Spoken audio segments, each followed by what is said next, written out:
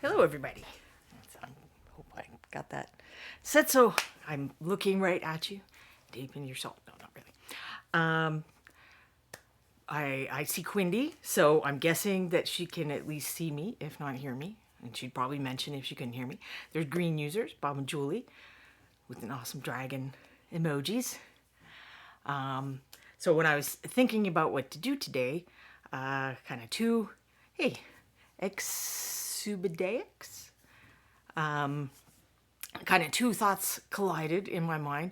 One was that I'm trying to clean up this studio a bit, and not just clean, declutter and think about, well, here's some things I don't use very much. I could keep them somewhere else so that I can more easily access the things I do use more often. But also, it's spooky season. So I was looking at my shelf of not finished things. I don't like to think of it as a shelf of shame. Particularly, there's a lot of things where I work on part of a mini to show you guys stuff, and maybe I finish it, maybe I don't, maybe I haven't finished it yet. But the opportunity is there, or I can decide I don't want to finish them. That's something I'm gonna have to think about. But I saw these guys that I started working on, probably July. So if you go to the link that I bet Quindy is about to pop in the chat, and if you're watching this on YouTube, then you already know about YouTube. Reaper has a YouTube channel. There's a Beyond the Kit playlist on their channel, and it's got all the shows other than a few that had recording issues and couldn't be uploaded. And I believe it's episode 51 and 52 are where I started working on this. But the way I'm working on it, I think I'm going to be able to cover some of the same information. So if you didn't watch those episodes, I don't think you're going to be totally behind. Just in case there is anyone new watching, which I don't know how often that happens. We have people pop in and out.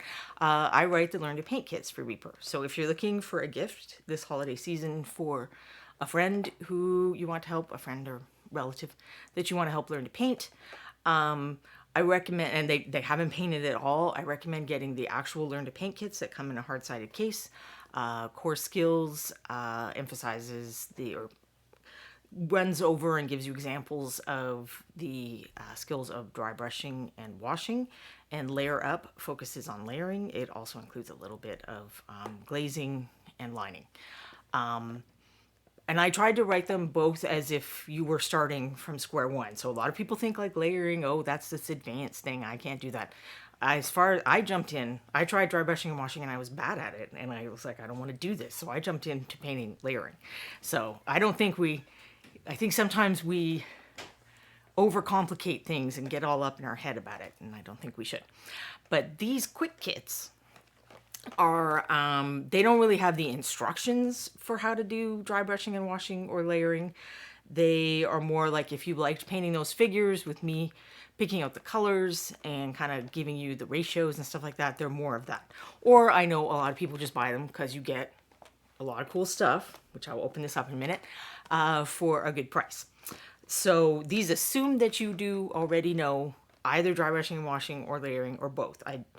For each of the kits, there's also goblins and kobolds so far. I do one of the demonstration figures with dry brushing and washing and one of the demonstration figures with layering, and I'm doing that with our zombies here. So I will switch over to the other view. Exubidaics can never have enough zombies and is stuck in the middle of a 30-strong regiment, but we'll get there eventually.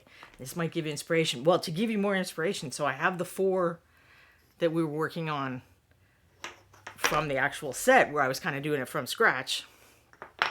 But I also have the many more that because when I do one of these kits, I have to work out which paint colors I want and how I'm going to apply them and figure out, okay, how much wash do you need?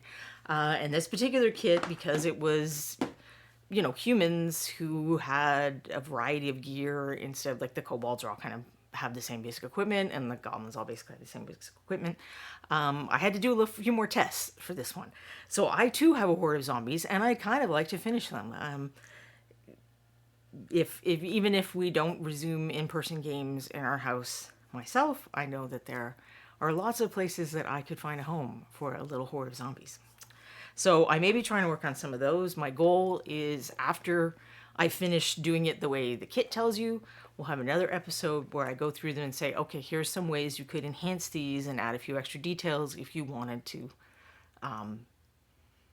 make them look even better. Now, zombies, maybe you wouldn't do that, but it's just, if you've been here before, you know, sometimes I like to take a figure and demonstrate, okay, if you were getting advice from a painting instructor or after a paint contest like the MSP Open that Reaper has at Reapercon, we often don't take that advice and apply it to a figure, so I like to do that sometimes so that you can get an idea, if like me, you are someone who does not visualize very well, what that advice looks like if put into practice.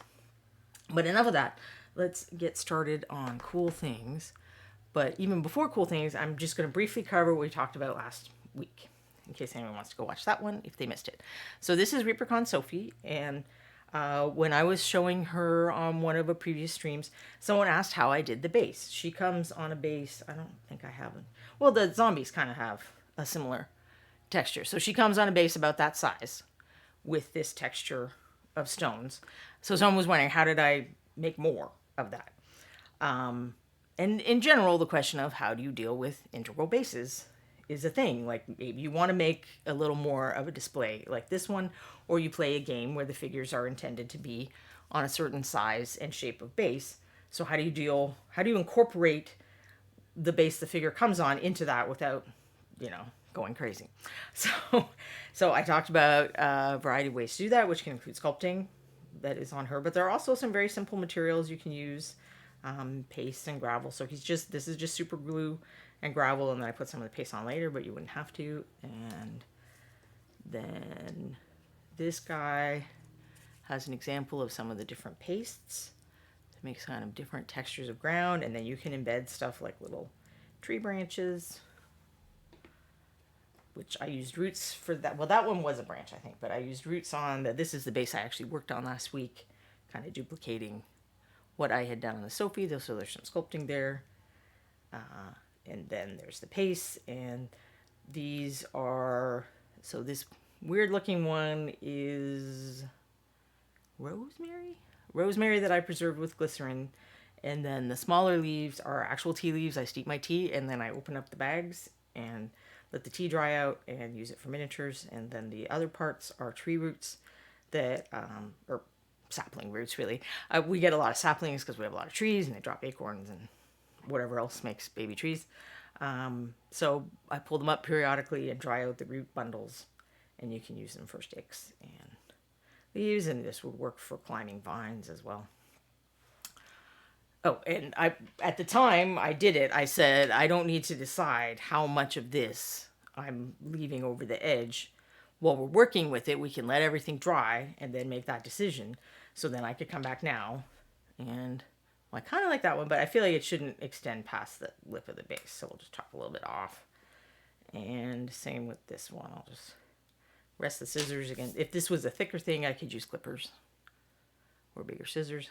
Now, I talked about this last week, but these plant materials are a little more fragile, so I probably would not use these on a gaming base, or I would put them very close to the figure so that they were not likely to be handled. I would only have this overhang kind of thing on a display base.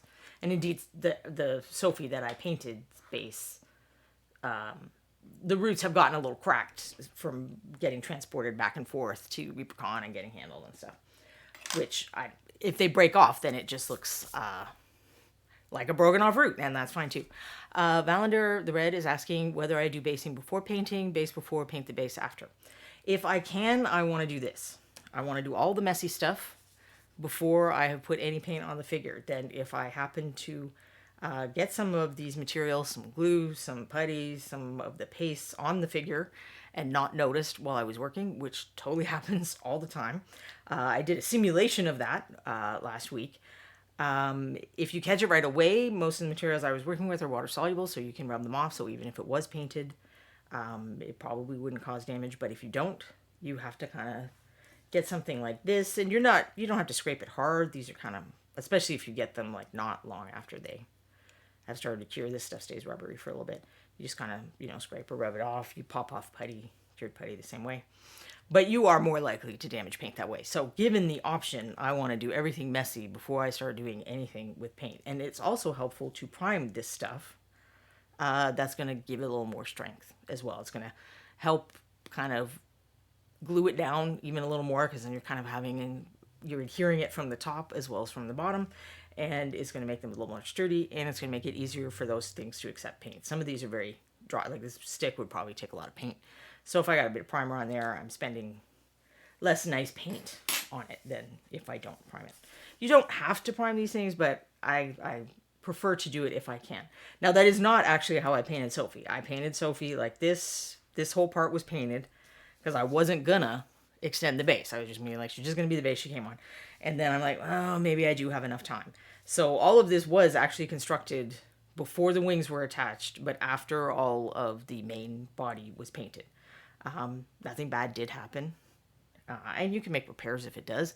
It's just my preference to do it the other way. Sometimes I know Michael Proctor, he will often work on the figure first and have it somewhere off to the side. He's frequently either it was a slotted base type figure that didn't have a base in the first place, or he's already removed the base, or he's going to, chop it off and embed it. But, if you're really like on a roll, or you want to figure out what the figure looks like before you make the base to match, that's cool too. It's just, I can, in fact, show you this figure was not completely painted, but it was painted prior to this base being put on, which I'm not going to take credit for Michael's work. He sculpted the stonework for me, and you can see a little bit of the integral base that's embedded in there. That's why these stones are tall like that. But if you look at her knee pads, and there's a few other spots, those got scraped off because he was doing basing stuff, which I'm not mad at him about that or anything. That's the danger. That one might more have been traveling, because I just wrapped those up and put them in my dice bag, actually. So their leaf fell off, and if that's one reason I would prime, because then I would find out the leaf was going to fall off and have it fall off before I've done any painting. So yes, we watched that episode, and I think I showed the specific products that I used, although there are a variety. Oh, I'm now realizing that I never got water for my water cup. But luckily I keep some water off to the side, usually to refill my wet palette, but now I'm glad I have it so that I can put it in my water cup for rinsing. I'll put that back off to the side, although my palette may need it. But let's look briefly at, if you bought this, what it would look like. All right, well, it's not going to fit all the way under here, but they call this a pillow pack. And you open it up, and it's got the paints. So I have not shaken the paints today. I will be shaking them as we go, because this is the maximum number of paints that we'll be working with, because that's what's in the kit. You get a brush, if I can reach it. And I didn't open this up because I already had a brush of this size that I was using. And then your figures come in a blister pack like that, which I did open up because the figures were in there. I painted all the unpainted versions of that I had doing my tests. And then you get these instructions. I'll go back to the other view. So that's the front. So it's just a simple one-page of instructions breaking down the colors. In the instructions, I had to kind of paint all of one step before going to the other. So I base coated all the figures, and I did the wash on all the parts of the figures, and so on. But for the ones that I'm painting today with you, I'm painting a little more naturally, so you're kind of, I guess the point of this is partly if you did want kind of guidance through this, because if you did want to buy this instead of one of the other kits, I guess I explained stuff. So you do kind of have the explanation that's in the kits. You just don't have reference to it in the same way you don't have written references in pictures. But I'm also kind of trying to give you bonus content, because these, even the large kit, I only have so much space to talk about stuff. I'm going to get my messy gray thing instead. And this way I can give you additional tips and stuff. So I'll probably be able to go through some of those as we continue. So these are the figures I was working on. One of the kind of bonus things that you're going to get is this purple is not in the kit. I experimented with it on some of my test figures, and I ended up being able to only fit in 4 colors of clothing, and so there wasn't room for that. But it's just mixing the blue and the red together in equal measure makes this very nice purple. That is, I talked about this more in the other episode, so I'm not going to go into it again for those who were here before. But clothing, there was more variety of clothing dyes available, you know, just from plants and like common plants and stuff, then you might think so. Even your peasanty type people don't have to only wear like brown and tan and stuff like that. So last time I got through doing so it started out, I did the base coats and then the washes on the first episode, and then on the next episode I was doing the dry brushing and the layering by color. So I got through the blue and the cream, and now we have to do the brown and the gray. Oh, I got the blue and the cream and the skin. And now we have to do the brown, the purple, the gray, which will also include the stones. I might have to do a little check that, you know, I didn't mess anything up on the stones when I was painting the feet and whatnot.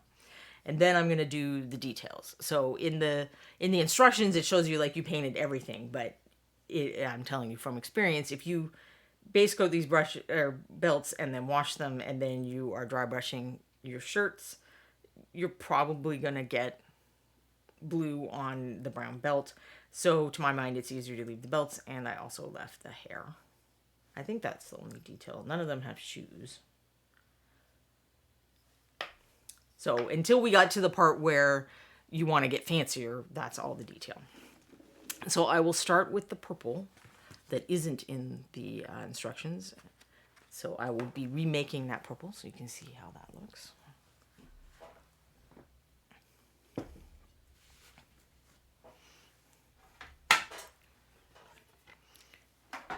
That's my wet palette, which does look like it needs just a little bit of water. When the paper is starting to wrinkle up like that, that's with these very smooth sponges, that's a really good sign that you don't have enough water on there. I tend to underfill it a little for the stream because I move it around. I don't want to slosh water everywhere. But when I'm actually painting, I would more likely err on the other side. As long as your paper's not like slipping around, you're fine. You probably don't have too much water there, or water going up onto the paper from the sides, which I may be slightly at risk of that, so I'm just going to dump it a little. All right, so the purple. I need the blue, which in this set is Templar blue, and the red in this set is Dragon red. Briefly shake them and make my table shake. And I'm pretty sure it was just equal amounts. That's one thing I think I want to talk about. So you can see that the layering on this guy's shirt is pretty rough. So when I talk about how would you make this look better, I might do it where, let's say you painted this 6 months ago and you weren't using this kit and you don't remember the colors you used. I know that's a big stopping point for people. It's like, well, how can I fix it? I won't be able to mix those exact colors that I had, even if you know that you had the blue and the, you know, it's blue, it's this Templar blue and Vampire Pallor. It's like, well, I'm not gonna be able to get the same ratios that I had. Don't get all in your head about that. If you're in the ballpark and you're matching the values, you can fix it. All right, am I on screen for this mixing? Yes. I will try to get a roughly similar amount of the blue and mix it together, and let's see what color we have. It may be that I am wrong and it's not equal and I've forgotten, because this is the one that isn't in the kit. But that's looking pretty purple to me. And then there's a black wash over it, so it looks a lot darker now. But we want to highlight it, so this is what we want. I think. Let me get a piece of paper. Let's see how purpley it looks. Yep, that looks pretty purpley. I'm not sure I've got enough light here. Where's my... One of these increases my light. Hopefully the paper now looks mostly white. I mean, it's not a super bright white paper. And I'll just thin that out a little bit, and you can see. So this is what I mean about this is a peasant appropriate color. This is not, you know, royal purple or anything. This is more of a rose madder, which is a plant that they made plant dyes from, kind of purple. So she is one of the dry brushing figures, if I'm recalling correctly. He is two. Yeah, I think these two were my layering, so this guy hasn't even actually had any work done. Other work done. You know, you're a zombie and you're getting some work done. It could happen. I will try leaving this here, but my guess is that the camera is going to become deeply unsatisfied with that. So perhaps I won't even try. But I will try putting my paper towel where I'm gonna prepare my brush. So she's a dry brushing figure. I am gonna just dip the brush in water since it hasn't been used at all, and then, you know, dry it out. It doesn't have to be dry, but I don't want it to be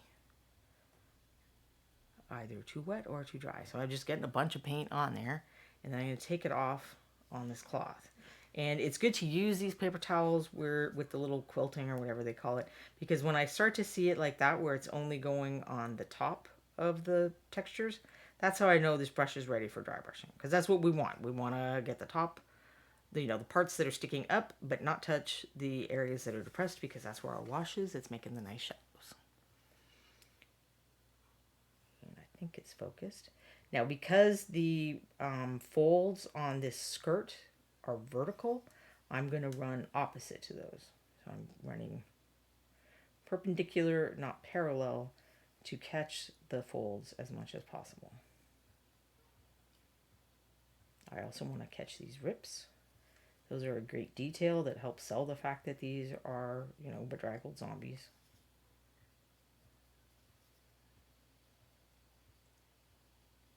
So I will be using more brushes than come in this set. Since this is not you're starting to learn to paint kit, my assumption is that the vast majority of people buying this will already have some brushes of different kinds. I'm using the same brushes that are in the Learn to Brush kit, though. Maybe we can zoom in a little more again. Maybe she's staying in focus. I think it's in focus. Pendrake, peasant appropriate. What a concept. Bruce 7891, sumptuary law has entered the chat. Well, I often talk to people who are very concerned about being realistic or accurate, which is kind of hilarious when you think about the fact that we're painting fantasy things sometimes. And it's like, okay, I don't think it's something we have to worry about that much. But certainly for zombies, it's going to look, unless they were dressed like, former knights and princesses and stuff, which certainly those would make interesting zombies too. Want the colors to be faded and bedraggled and stuff. But I've been researching it. I have more research to do. It's kind of turned into the idea of like a monster article talking about, vegetable dyes and what people had and how there was probably a lot more color than we sometimes imagine. Just like we imagine Victorians, we see them as very brown and black because of early photography wasn't color, and so we have images of Victorians, but they were actually like eye-searing riot of color because people like color. People always have. And while you may get fashion trends like the Dutch Protestants that were super into black, which honestly was a display of wealth. Black is one of the harder dye colors to make, like a true rich black. So all that modesty is still a very effective display of wealth. So now I'm trying to go perpendicular to the other folds, but be careful of the mantle because I already painted that, so I don't want to get too much purple on that. I prefer to get zero amount of purple on that.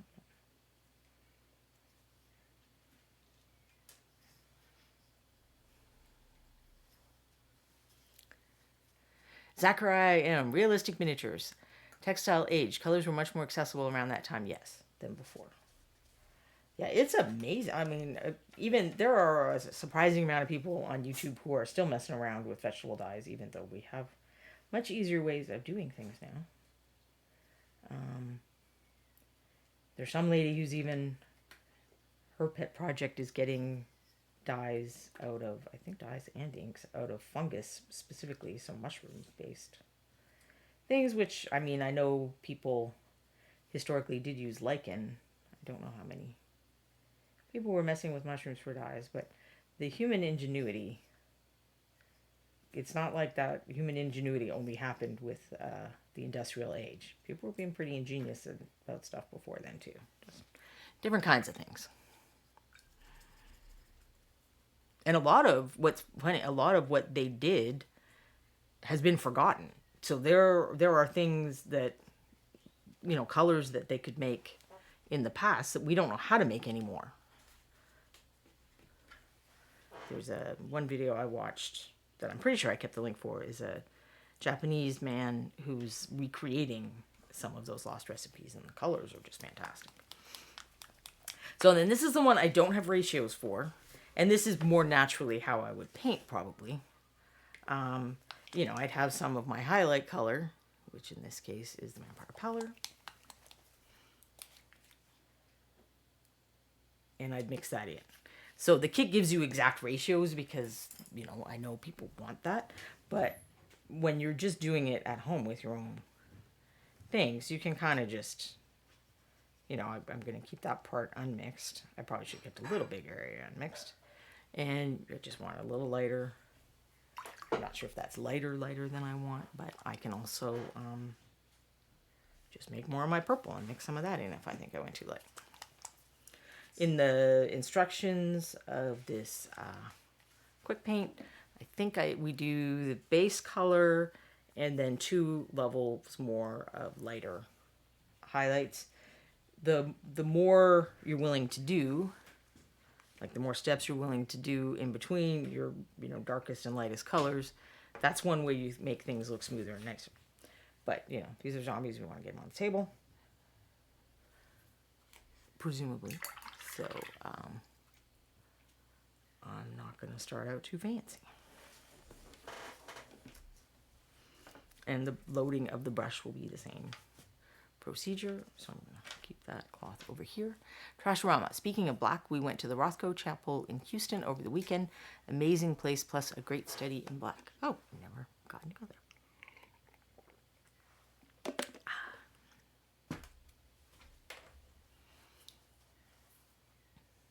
So I think she's I might have changed one guy's pants around, but my intention with this kit was that all of the cloth colors and even the hair and belt colors really are mix and match. So you can take all of the colors go together, so you can take any subset of those colors and apply them to a figure as you wish. Now here I want to be careful not to cover up all of the previous layer. So this is getting lighter now.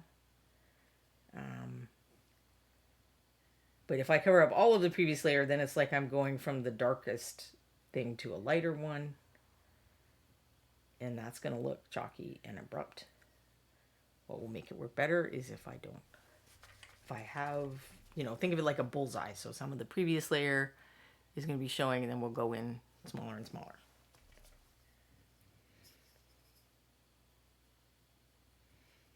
And you customize, you know, that's one reason I'm assuming you have different size of brushes, because if you have been painting for a minute, you know that your life is going to be easier if you choose a size of brush that fits the area. So for this area, I want a larger brush, even a slightly larger brush than this would work for the skirt. Less so for the sleeves and the little bit of the bodice that is showing.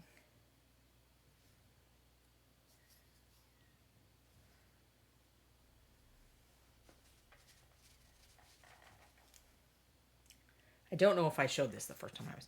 With the flat brushes, always kind of tamp the end a little, so I'll reload it. So this is good. This gets a lot of the paint out. But there's going to be a lot of paint stuck in that end, and you might be using that end or the side of the brush to reach places you can't reach with the flat. So I'm kind of turning it to the side a little to work on those small folds on the... Hello, would you like to focus? On the sleeves. Where possible, I want to pull my brush down because I'm assuming a standard light from above scenario. So if I'm applying the lightest color and then pulling down, that's going to simulate the way the sun or, you know, like a chandelier full of candles, or I don't know where these zombies are showing up. Zombies can wander around during the day. They're not vampires. Speaking of monsters, and I'm not going to say anything spoilery, don't panic. I watched the latest Marvel special, kind of a holiday special. It's Marvel holiday special, and all I will say is that it is very seasonally appropriate for Halloween, and I enjoyed it. I thought they captured the vibe really well. All right, so that's more than enough of that, actually. This is supposed to be fast. I don't know why looking at the top overhead is better. I like the thought of Reaper people bursting through the door like the Spanish Inquisition. You must not mix those. You haven't bought the advanced set. No, we will not do that. So now I will just do the same thing and add a little more of my highlight color. And there, I did remember to leave some of the previous one. And I may even cheat and do another one on this one. We'll see. Since I am off book with the purple. Which is one reason I wanted to do the zombies. The other reason I didn't do the goblins or the kobolds is they are smaller figures, and I feel like this camera already does not show things as well as I would like.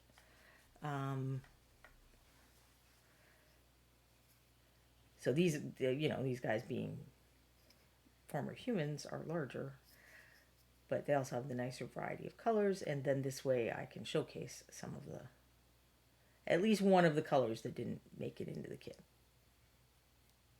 That's the patented wipe off too much paint with your finger move. I do want to, so I'm just going to, sometimes just touching down and up is enough to catch, ridge texture. Because I don't want a lot of highlights down here, but I want to accentuate these rips. Because that helps, they're zombies. So all these rips are a big part of their characterization of showing that they've been, wandering the streets untended, uncared for, dirty and disgusting.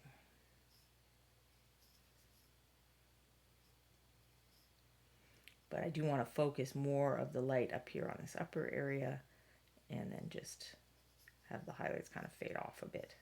Especially where her cloth is folding under her knee. That area would not be getting a lot of light, so it should not have a lot of highlights. This big fold should get more though.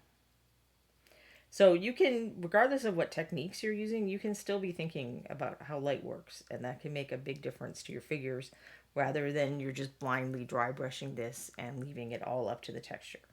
I mean, I could decide the light, I could, if she was holding a torch, which, why would a zombie do that? But anyway, I could decide the light is coming from here and work my highlights so that even if I was doing a quick paint dry brushing, I can still do an OSL effect. And I am going to cheat and just give her one more level of highlights.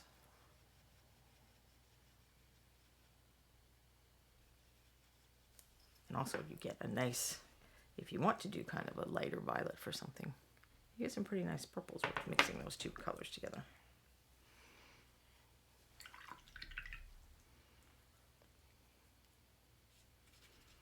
I'm always surprised when I do these kits where I have the limited number of paints and the colors I can mix. And if you'd kind of like to find out that kind of stuff too, but without having to paint, 12 test zombies, what you can do is after a paint session, if you have paint left over on your palette, just try mixing some stuff together. See what happens.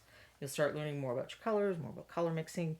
You might come up with, a really awesome idea. I'm going to use that. I'm kind of more touching the folds instead of, a lot of rubbing, because this is very light and I want to concentrate it just on the tops of the ridges and a little bit on, we'll do a little bit more on these rips and tears. I want to cover up all my previous colors. I just want to give her a little bonus pop. But you see why I was saying that if I had painted the belts, and in fact, when I did the zombies for the pictures where I have to do all the base coats, then all the wash, then all of, dry brush step 1, and then dry brush step 2, and dry brush step 3, I had to repaint the belts after I took the pictures. After I did the dry brushing step, I think I had to repaint the belts to take the picture and have them look right. But the miracle of photography. So she's the only one that had the purple on it, so we're done with the purple. We can move on to this brown. So this is the darker brown. There are 2 browns in the set because I used a different color for their hair. I want their hair to look nice and dead. So this is the Wyvern Leather Brown, which I like. And now I have to see what I said to do. Well, the first step is just the straight brown. And we've got brown on... This is the tricky part of painting batch things, or even just one thing I will often forget to paint a part. So I'm verifying who gets brown. So I guess that's the advantage of painting something like the kobolds or the goblins, where everyone's equipment is basically the same. You are less likely to not notice. Oh, I didn't shake that paint, but it looks like it's pretty good consistency.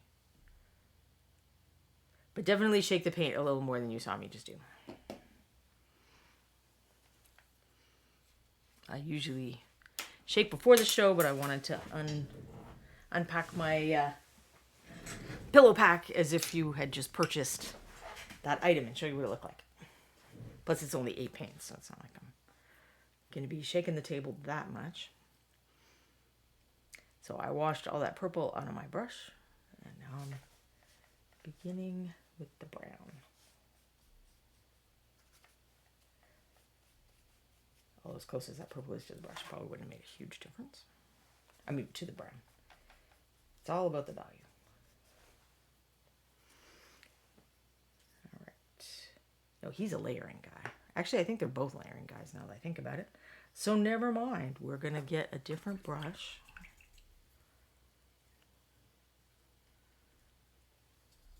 I do want to get all the gunk out of that brush for now, though.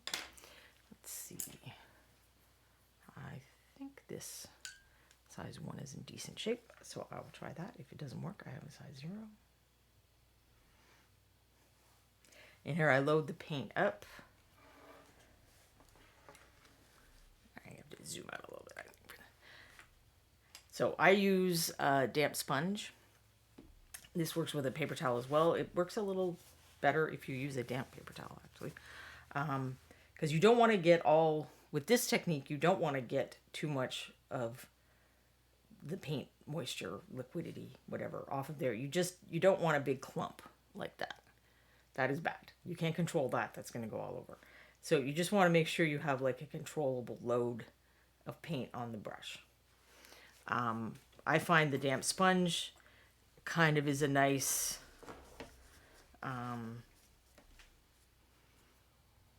it gives you a nice middle ground between getting off enough and not enough paint. I don't know. I think it works. I think it's a little nicer on the bristles. Zachariah, tell me about it. I'm painting along with my 39 bones kobolds, and I found 4 missing skin toads in places. Yeah, that's the tricky part, is remembering all the bits that need paint. So for this one, I'm reestablishing. This was the Wyvern Brown was the original. That's Dragon Red. Wyvern Brown was the original color of the pants, and then we did a black wash over. So now I just want to put this it's the same as with the dry brushing. I don't want to go on areas that should look dark.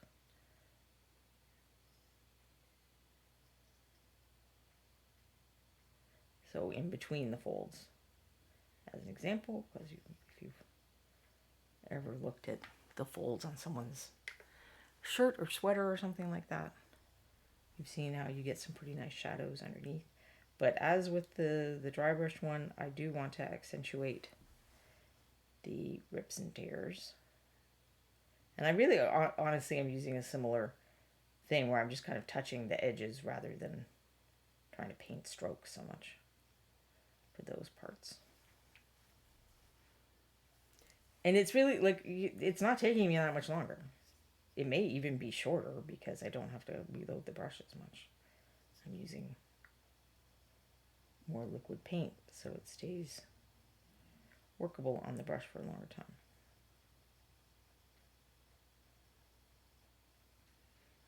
Now, if you're painting something the way that Sophie looked, yes, that is not as quick as dry brushing. But then dry brushing something to a higher standard isn't going to be as quick as the dry brushing I showed earlier either. So That is true of many things. Now I'm not sure if I put the camera. I was trying to, I know, I was watching, when I went back to watch the videos and remember what I said and what I had painted already and stuff, I noticed that I was not in frame a lot, and I'm trying to figure out where to put the camera to be in frame more, but I'm not sure I've cracked that nut yet.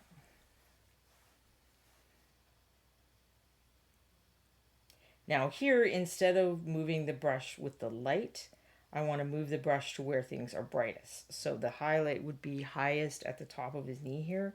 When you do a paint stroke, a little more paint comes off of the brush where you lift it off of the miniature because of fluid physics, dynamics, whatever, I think.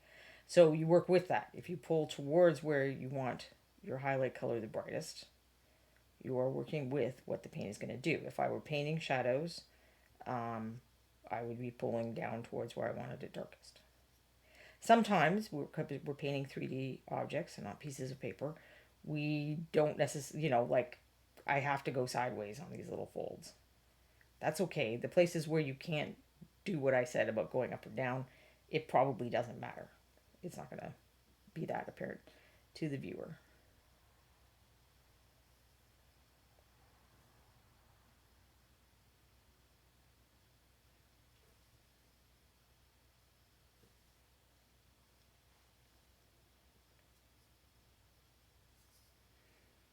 So that's just establishing the original coat.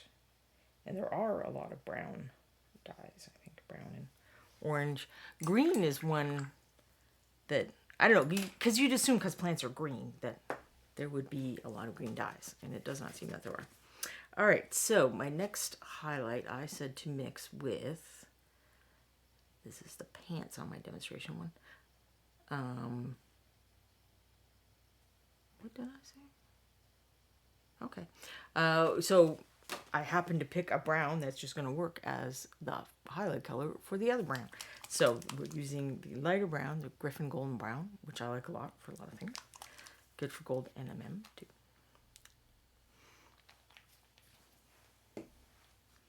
So in terms of layers, this is a decent jump in value. So this is the brown. This is the Griffin Golden Brown. If I were trying to paint something, even quick paint, but I wanted it to look fairly decent, I would probably go ahead and make an extra step in between those. The thing with layers is, and this happened with the dry brushing too, as you go up, you're painting so much smaller of an area that it goes faster and faster. So having a few more steps does not really add on that much time. And just as I was talking about with the dry brushing, you want not to cover over all the previous stuff. It's like a bullseye. I'm moving in closer to the center, but I need to leave that outer rim showing a little bit.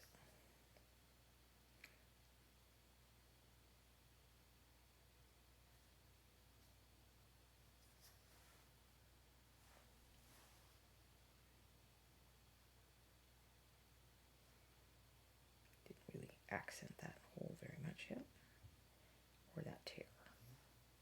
So even I'm moving my brush, which is bad. I should always move the figure. So I move the figure so that I can pull the color up to the center of the shin, calf, whatever. And I would do the same. So this is how I would paint a big cloak fold. A big rounded object that are hard to blend. So that I can follow that guideline of trying to pull up towards where I want the lightest color to end up. But it's good, if possible, to move the miniature, not your hand. The more you make the same stroke with your hand, the more you're building the muscle memory to get better and better at making that stroke. So this kind of thing is bad. There's one reason to put them on a holder. The other reason, or one of, so I mean, it's more comfortable too, honestly. I don't know how people paint figures holding little bases. But if you're not handling the figure, you're not getting your grease on it, I'm not implying that you're extra greasy, like we're all greasy. Skin oils. I should say natural skin oils. That sounds less repellent. But that paint that I put on hasn't cured yet, and it won't cure for a day or two. Like acrylic paint is touch dry immediately, but it takes a few days to cure completely. The less I handle that during that time, the stronger that paint is going to be. So they both have their little layers now. I'll find out what I said next. Final highlight is 2 drops of, what? No. 2 drops of Griffin Golden Brown and 1 drop of Vampire Pallor and 1 drop of water. I was reading like the line above and I was like, that doesn't make any sense. Now, if you're actually painting this, there's nothing saying I can't take those, you know, the previous drop that I had and then add a drop of the other color. When I do the kits, I kind of do it all from scratch to make sure that the ratios are correct, but that isn't really how I would paint in a, you know, in a more natural way. You use what's already on your palette. If the paint is still good. I also don't assume that people have a wet palette that are doing this, so their paint may be gunked up before they get to this part is the other reason that I kind of do it from scratch. Because I don't think any of the instructions explain wet palettes.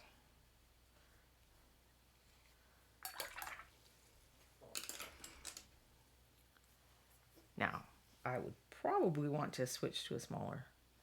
Did I do that? No, I totally did not highlight him. Okay, we got to get some of that Griffin Brown back. All right, here we go. On camera, hopefully. There also seems to be a minimum distance between the lens and the figure that it likes to have to focus. Like if I put the figure too close to the lens, it stops focusing. I'm trying to find the right height to put it so that I can see it well and you all can see it well. So I'm going to catch some of those tears with the lighter colors.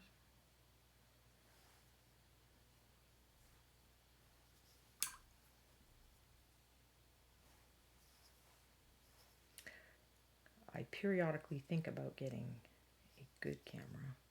Part of the problem is I don't know what a good camera is. Like I really am not clear on what, you know, streamers and people are making all the YouTube videos. A few of them share what their equipment is.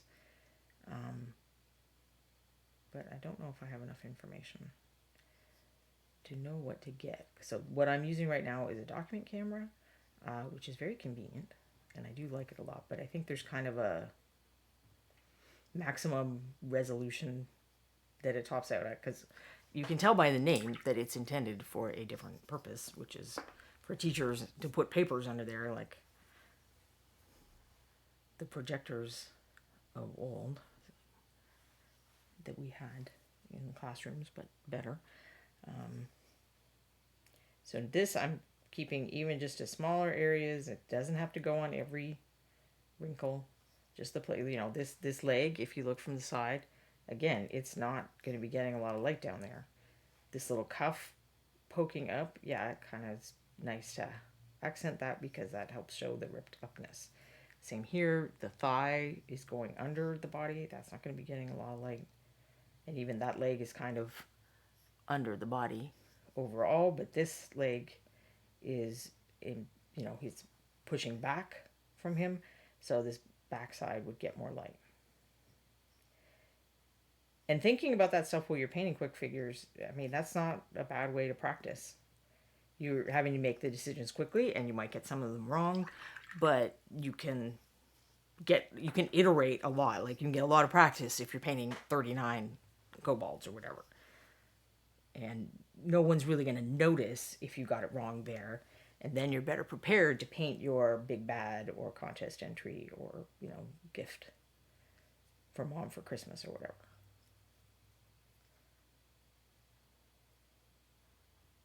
You can totally practice stuff on tabletop miniatures. You can learn a lot from painting tabletop miniatures.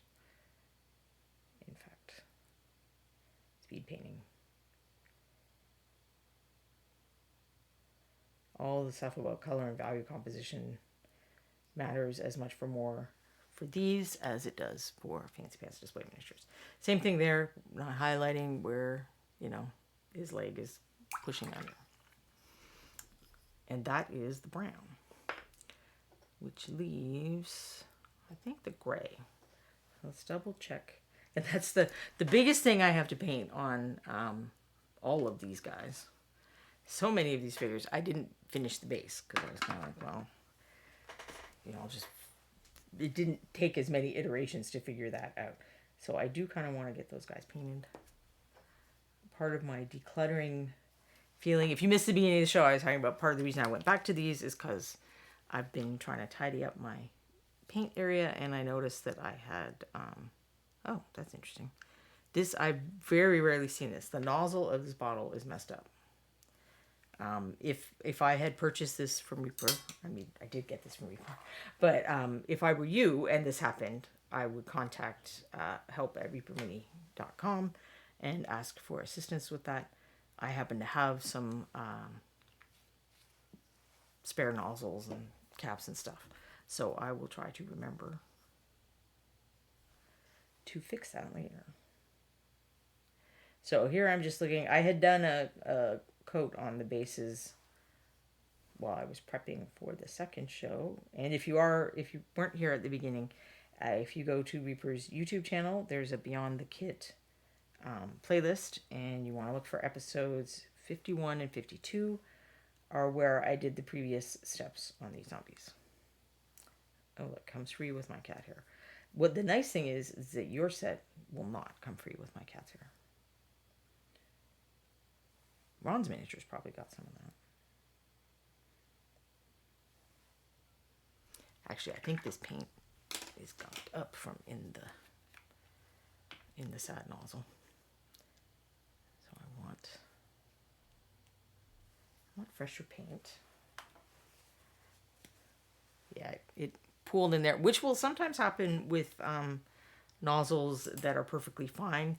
You'll get paint, it starts to thicken up in here. The main amount of paint is fine. This is why it's not a bad idea to check your paints periodically. This one clearly needs shaking though. So I'm saying that because I can see that fluid.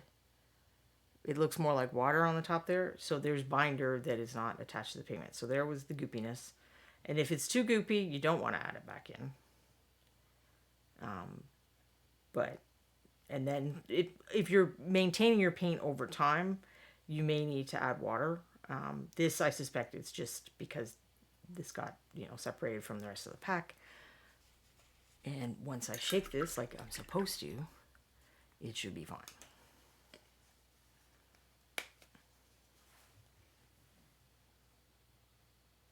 Just going to tear that weird piece of plastic off up there.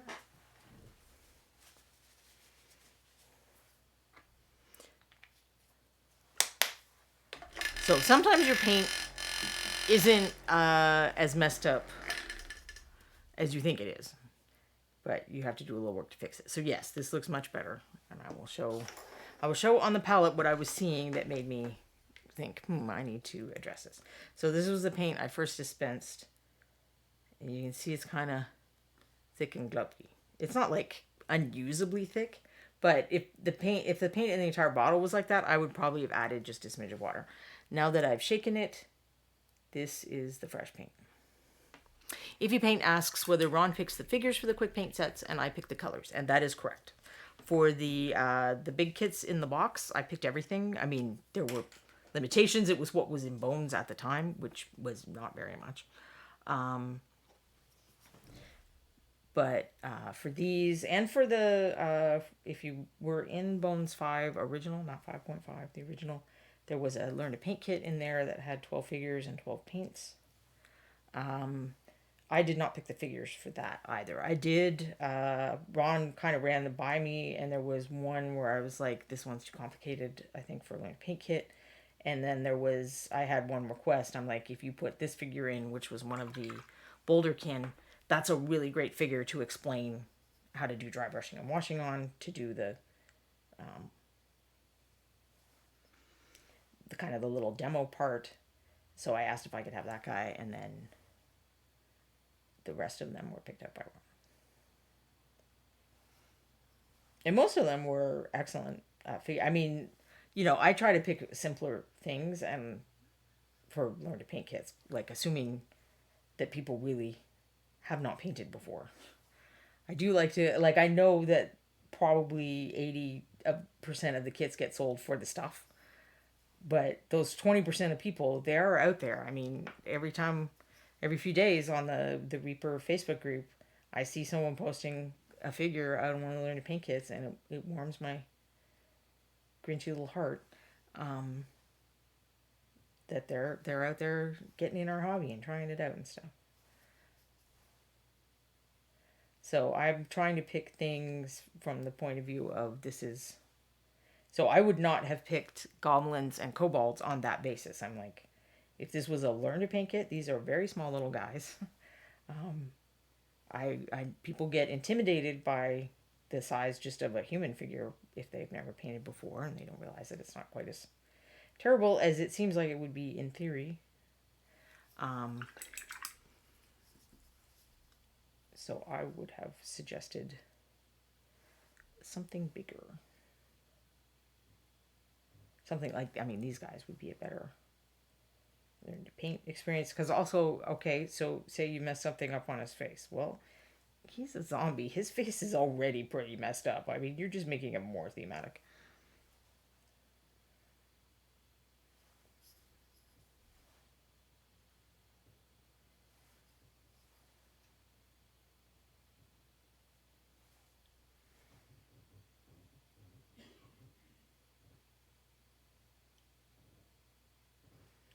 And in fact, we will get to work on some of the horde now because I need to wait for that to dry and then do the wash. Although I could start painting their hair. Let's start painting their hair. So I gave them all the same hair in the kit. When I was doing testing, I experimented with different hairs, but then it was, I've got this much space. So there wasn't enough space for multiple hair colors. Or no, I did do multiple hair colors. There we go. I did one hair darker and one hair lighter. So we will just randomly decide who gets what here, I think. And I already have my brown, my Wyvern brown and Griffin golden brown are the colors that I picked for the hair. So I can just randomly decide which zombie gets what. And then their belts are all discolored too. Green users. I have a paint sample called Sturge Brown. Is that kind of like wood stain brown? That's one of the colors that's coming up in Kickstarter 6. And I think it's got a little more green in it than wood stain brown. So you could use it for either like shading khaki greens or kind of dull browns. And then you could highlight it either way too. If it's the right, there are two kind of darkish colors and one of them was a little more brown and one of them was a little more khaki. I think the Sturge was the one that had a little more green in it. It's across the room where I would go look at it. And those dull kind of colors like that would be another, if I wasn't simplifying the colors that were used on these, that would have been a great wash for some of these colors because it would make them look dirtier and duller and more zombie. All right, so what color did I give him? Oh, he's the one guy that only 3 guys made the cover. I guess there wasn't enough room. He's the guy that didn't make the cover. Oh no, he did. He got the lighter. He got the lighter hair. We'll give him that. And hopefully this won't interfere with. I still have to highlight his shirt, but we're going to hope that it works out. And I don't get gray all over his hair, although it'll hopefully just make it look duller and more straw-like if it does. I like to paint like regular person hair, really, hair shampoo commercial, shiny and nice looking. But zombies, I like their hair to look all dried out and straw-like and ugly colors.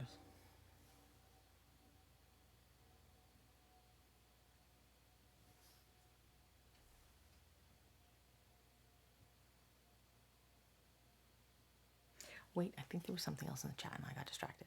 Bruce7891 is a big fan of the Learn to Paint kits and learn from them. Thank you for saying that, Bruce. And I'm glad that you like them.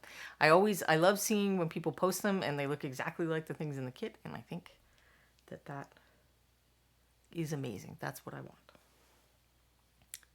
Green Users is confirming that that is the brown that has a bit of green in it. And yeah, it is good for bases. I agree.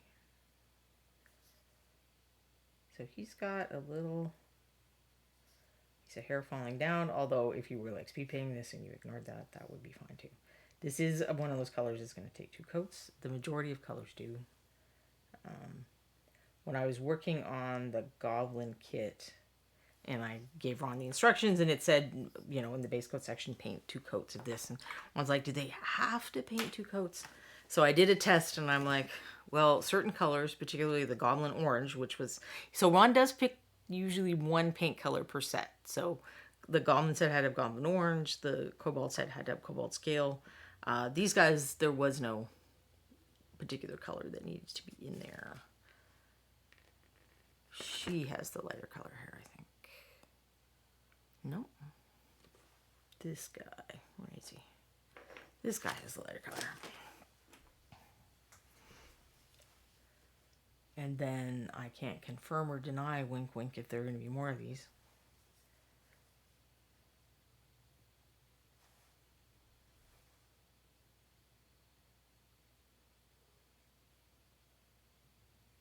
Actually, I think I already said on the show that there's going to be another one. And I hadn't started to work on it yet because Ron wanted to talk about the color, the required color in person at Reapercon. And now that I am done being sick all the time, I probably should get going on that. At least I hope I'm done. Today is my last day of antibiotics.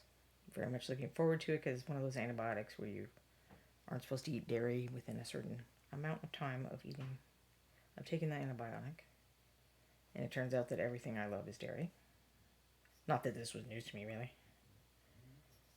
But it also is one of those antibiotics that does not make your stomach feel great. So I'm looking forward to no longer having it be part of my routine for a variety of reasons.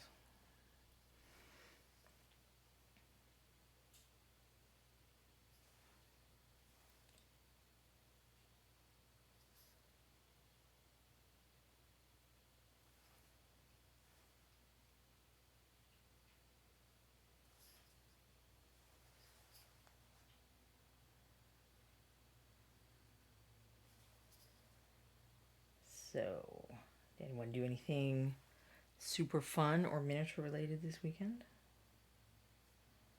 Are we all getting in the spooky season spirit and painting ghosts and goblins and the Walking Dead and whatnot?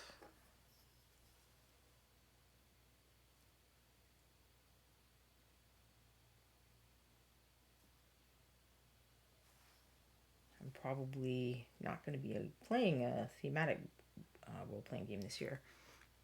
The past couple of years, Reaper Errant, Frank from Nightheart Gaming has been really good about giving us something spookily delightful, but alas, we are on hiatus. And my home game, we're playing a module, so I don't think it will change what we play. Although we were certainly in a pretty scary fight, but it wasn't a Halloween classically scary fight this weekend. It was just oh my gosh, there's a flying sea serpent and way too many drow wizards and this other guy. We had a lot of people on our team too, but it was still... Oh, and then there was a mind flayer, which one of our party members is really bad at the intelligence saves, so that did not go well for him. But we rescued him in time.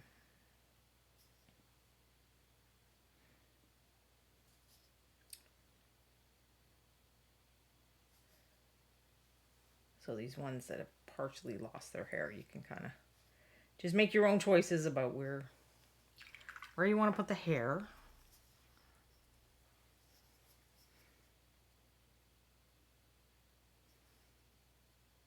Just got their... Interestingly, they all have belts, even the lady. I have no idea if don't know that Bobby was being like super historic with these guys, but I know this mantle hood deal was certainly pretty popular for a span of time, and belts were often popular because clothes were pretty unstructured.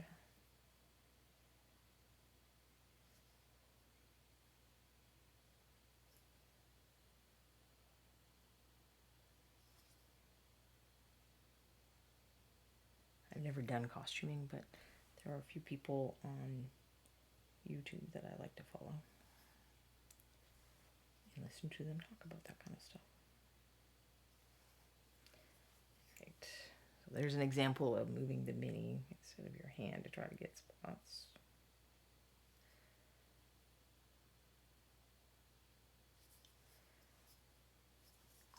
And I got a little bit on her skirt.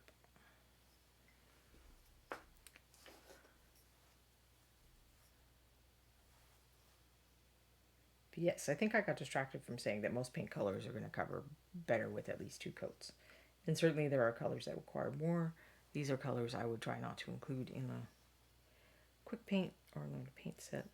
Other than, I mean, I did put red in the layer up kit because the highlight colors for that red are semi-transparent, which makes starting out with layering much less scary because you're not likely to get, you know, a streaky mess.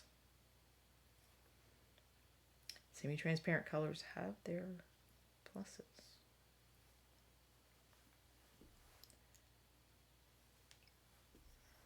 Alright, this guy's hair is going to need more of that color.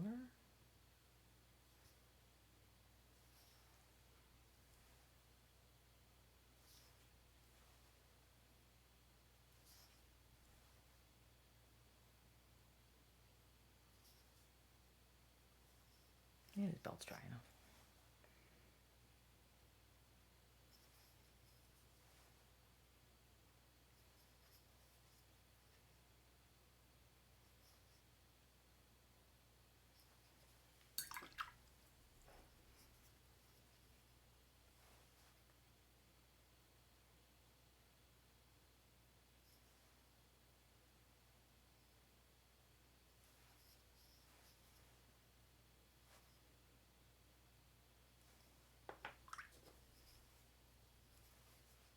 Oh, I didn't do his belt.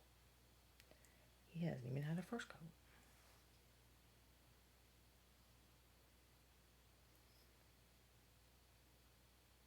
He's not going to be as fashionable as the rest of the zombies. I will feel bad for him.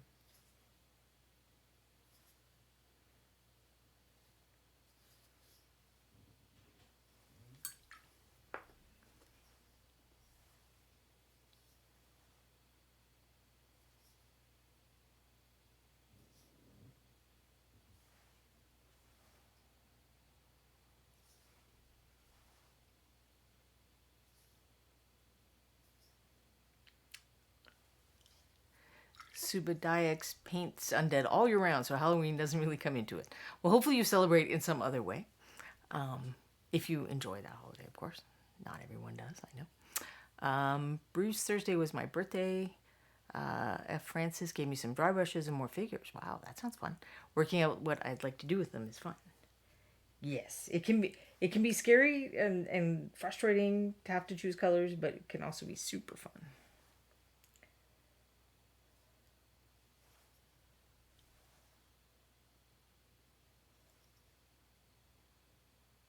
I'm hopefully working.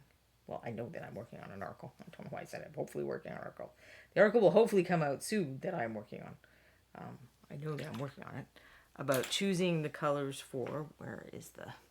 So this is the figure that's in the ghoulie bag from Reaper this year. So if you order $40 in the US and I don't know what else, somewhere else, you will get the usual miniature of the month, and then also this figure and 2 paints. And I use those paints a lot. It's Dungeon Slime is the green color, and then the purple that it's more out of the bottle color on her hair is a new color, Wolfsbane Purple. It's like a special event color in painting her, but the purple and then this orange is a previous year's special edition color, which is pumpkin orange. But I'm pretty sure that Goblin Skin works as an alternate. So if you didn't have that one, there's options. And I'm working on a post about how I chose the colors and where to put the colors. I mean, I didn't choose the green and the purple, but how to use those colors, and I incorporated them a great deal. I did show the back, right? I'll look at the back some more. So Bob sculpted this, Bob Rodolphe. And she's got two little friends that I really had fun with as well. So my first article is going to be about, choosing and testing the colors and stuff. And the second one, I'll talk more about the actual, the colors I used, and then how you deal with the annoyance that is semi-transparent colors. Because there are a couple of tricks you can use to paint those and make it less annoying. This was the guy that only had one coat on his belt.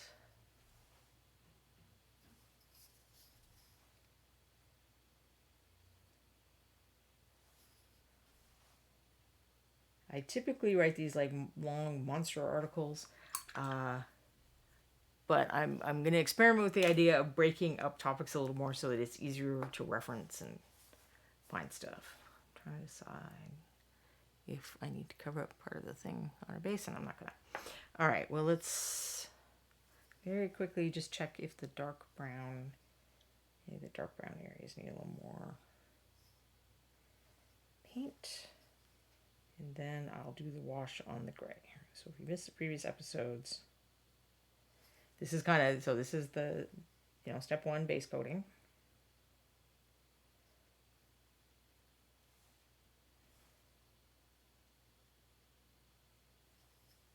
And we're about to do step two, wash. Actually, we're about to do step two, wash on a variety of things. But they will all get the same color. That's something I tried to do in the quick paints, so that they are quick paints. For the Learn to Paint kits, I often paint this way myself, each of the color areas may have a distinct wash. They don't all.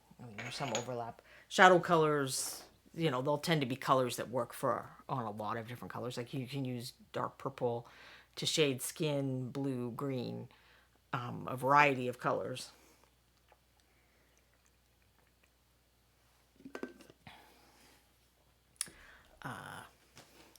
Subadiak's committed to yellow for an army I'm building. I hope I find a good way of getting it to cover easily.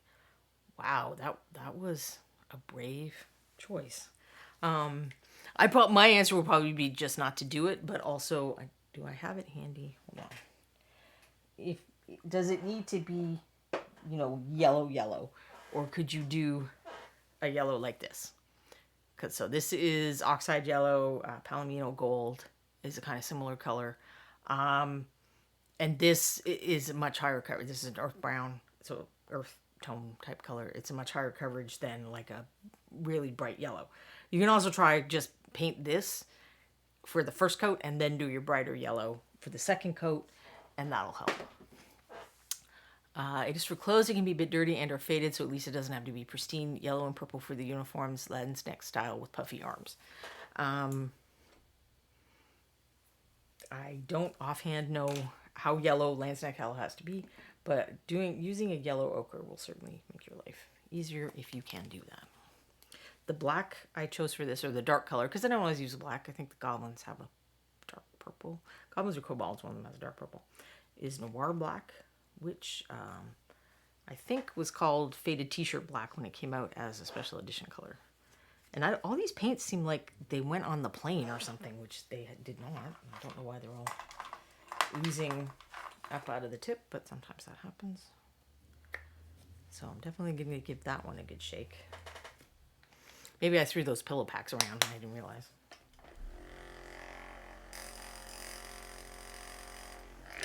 Subadiaks. I like working with sandy colors. Never had any problem with coverage on those. Yeah, if you have a like buckskin, pale, or some other kind of cream color that has some yellow in it, that would be another. Do that as the first coat, and then you can put a brighter yellow over. All right, let's find out what I said to do for this black wash, which I think is 1 drop of paint to 2 drops of water. Nope, 1 to 1. Yeah, no, it is 1 to 2. I was looking at Ron's graphic instead of the words. Let's see the areas. I might just go ahead and double that. Just make sure I have enough.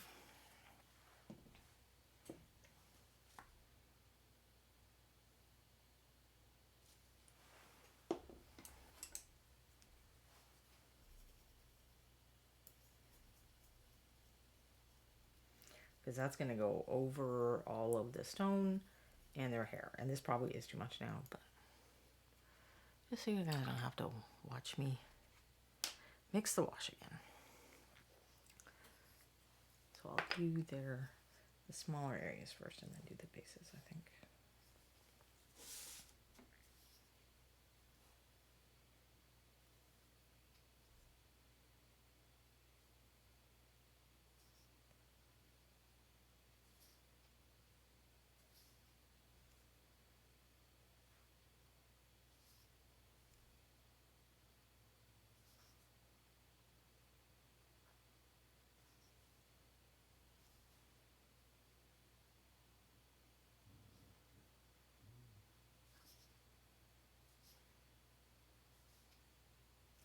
And this kind of will give the belts the effect of lining without doing lining. If you've been here before, you know I think you should do lining, but I didn't want to put that. I only had 6 steps. I didn't want to put that in my quick paints, but that's going to be one of the things we experiment with when we look at these. Like, what are things you could do to add a little more to these figures?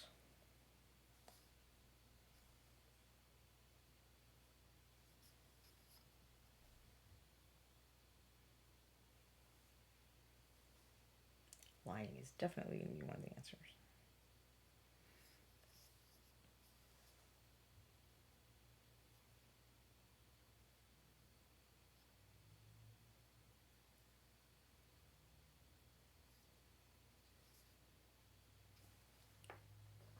I did his hair, right? Yes.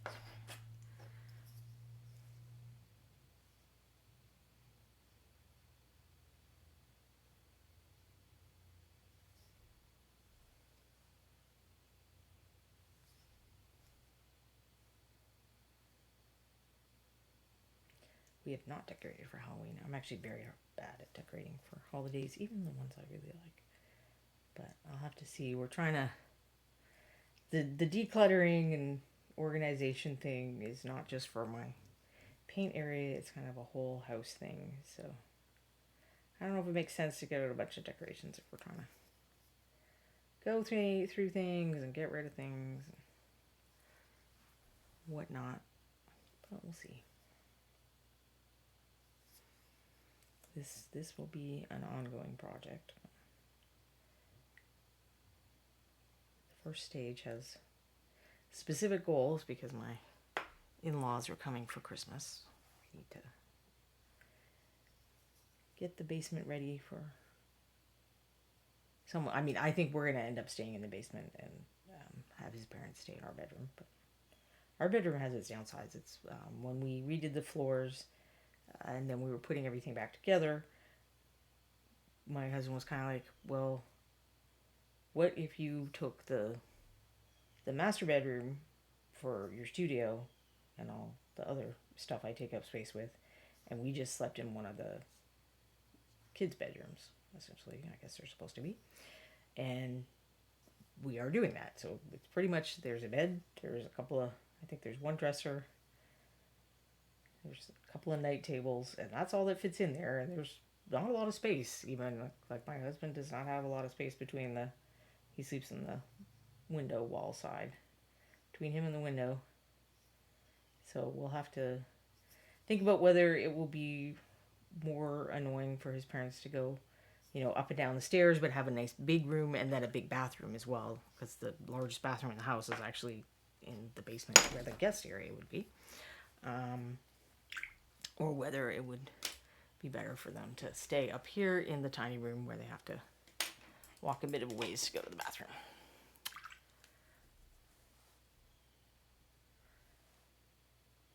So all of the bases get the same wash. The only color that got a different wash was this cream color on these.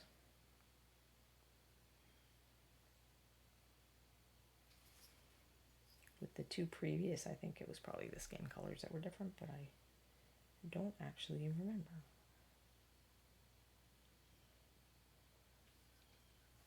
That's why I write everything down, I guess. I have learned that when I'm working on stuff like that, I have to keep a notebook and not assume that I'm going to remember, 2 days from now after I'm finishing the experiments that I decided the wash was, 1 drop of black to 2 drops of water. I'll write it down. I just have to do it again until I really do remember what it was. So you can see how much detail Bobby sculpted into the stones. Too much, in fact, I think.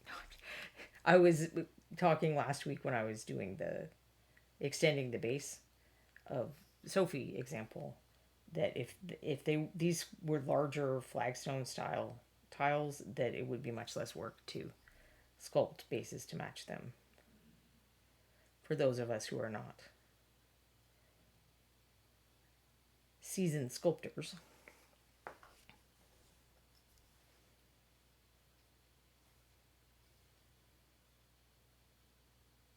I also find it a little easier to paint the large style flagstones the way I like to paint. For the kind of painting we're going to be doing on these guys, these may actually work better because we'll get nice detail out of them with not too much effort. But I like to try to include the direction of the light on the base so that if the light is coming from here, it's lighter here and darker there. And that ends up not always being as obvious on this kind of stone structure.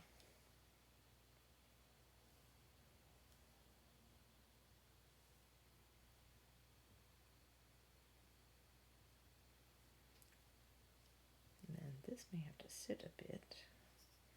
So we might work on some of the rest of the horde.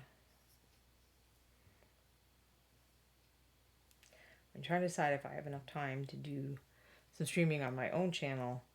I'm toying around with the idea of Wrap It Up Wednesday, where I finish some of these things, because it's just, I said I don't mind having, I don't think of it as a shelf of shame. I don't mind having some in progress stuff, but the amount of in progress stuff I have has now exceeded my comfort level with in progress stuff.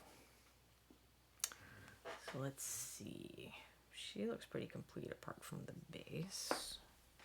Yeah, I did the hair. Let's see if anyone needs these brown colors that I have out. I think she looks like she's got the hair.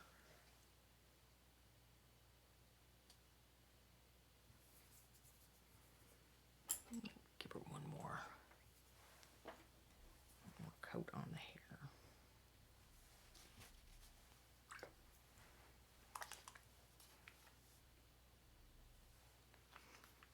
I think Subadiac should be sharing some batch painting tips with us, because I don't do it a ton.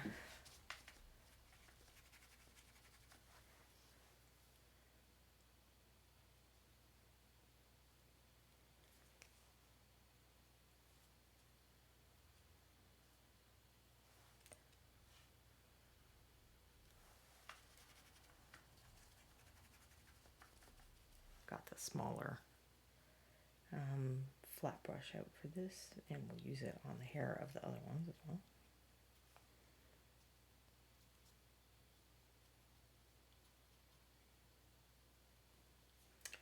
That's looking a little better. Let's see, who else we got?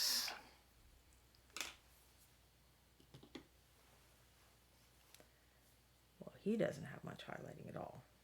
I clearly was experimenting with, I think this is the still the cream color for the shirt. Or no, he had the gray. He had the gray shirt. But I was trying using a dark purple as a wash. I think I was trying using it on everything to see if that would work. And it just wasn't dark enough for some of the areas.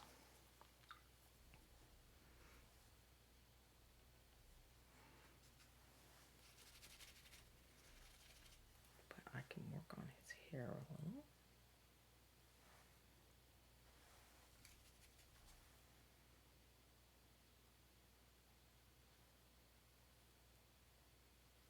But you can see that it's a nice color-wise. That's what I was saying about purple. It might just need to be a slightly darker purple to work, or just use it on certain sections.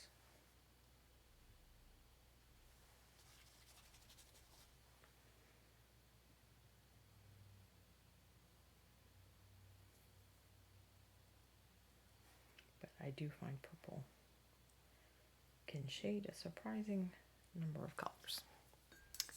Subadix. My only advice would be try not to get distracted by new shiny projects.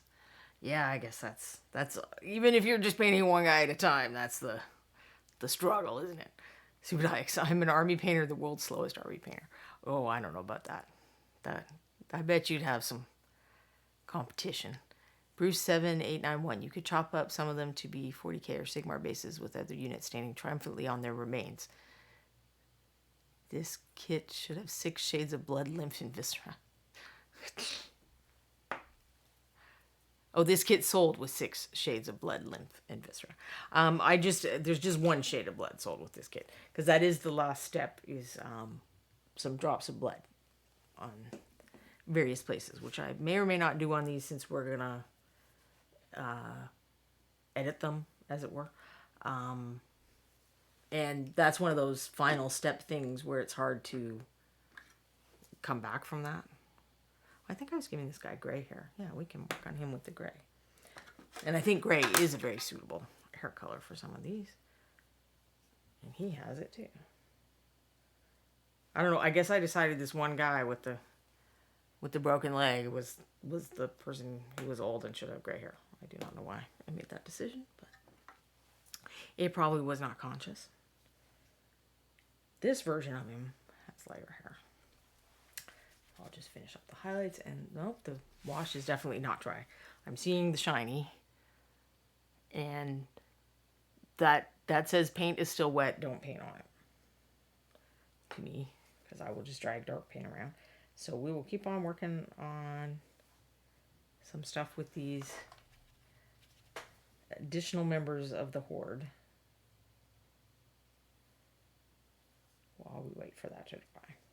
Which is one of the nice things about batch painting and army painting, is that you have something else to do while you're waiting for things to dry.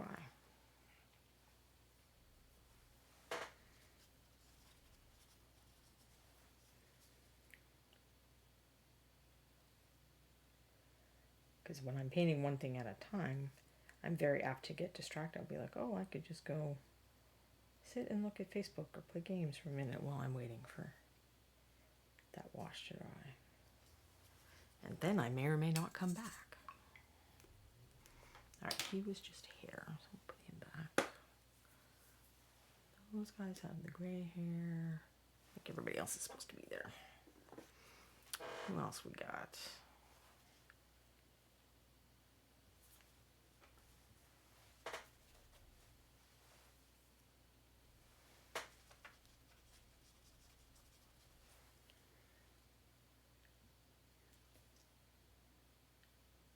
He doesn't have much done other than skin.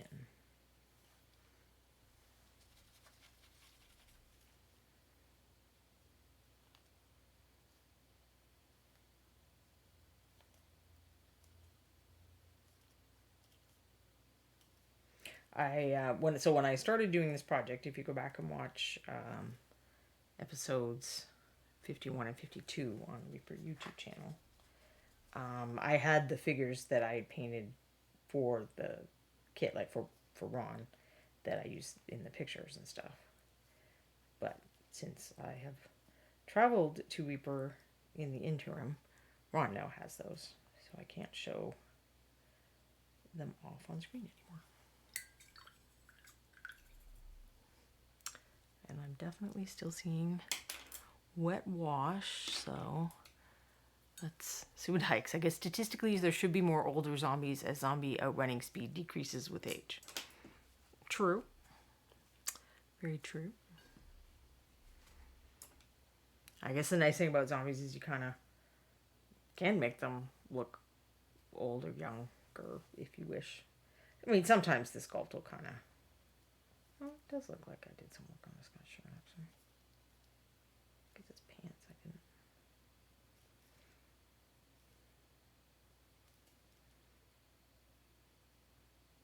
So this is, I do not know what color I originally painted these pants. It was not the color that ended up in the kit.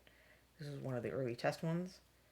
And you notice that I'm not stressing out too much about that. As long as I pick a color that's in the ballpark, it's going to be okay. I probably used the purple, actually. But who knows? Who knows what I did? I could try some of the purple, actually. Here, I'll just come back over with all the purple. Do the darker purple.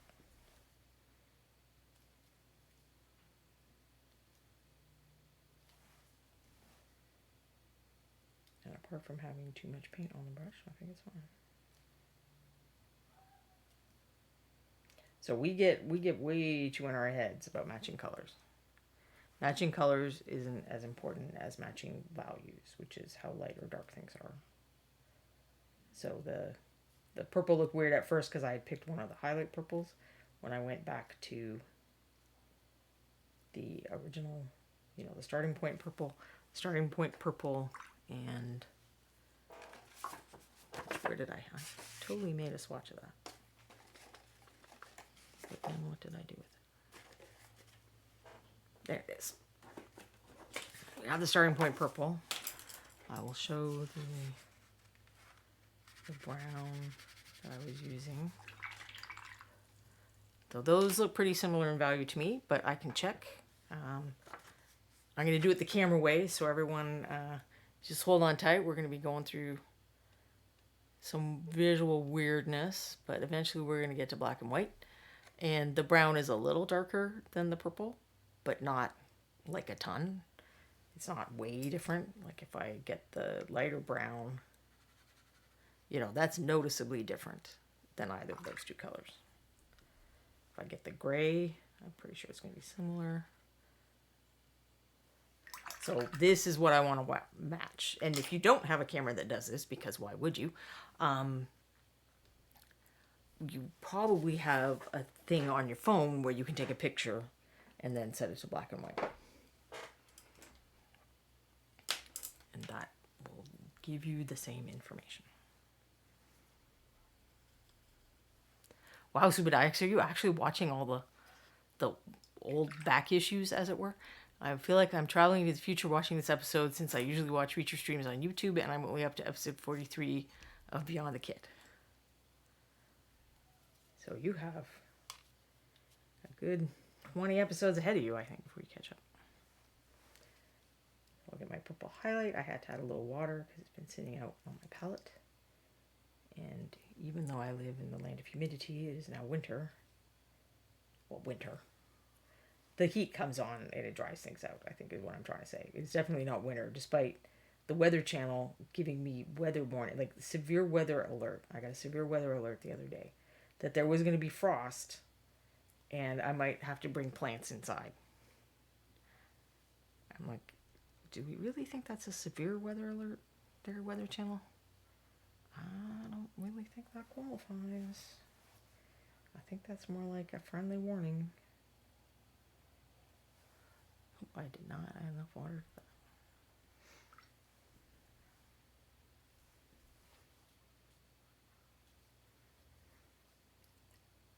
I mean, I know that I'm in the South, but they're not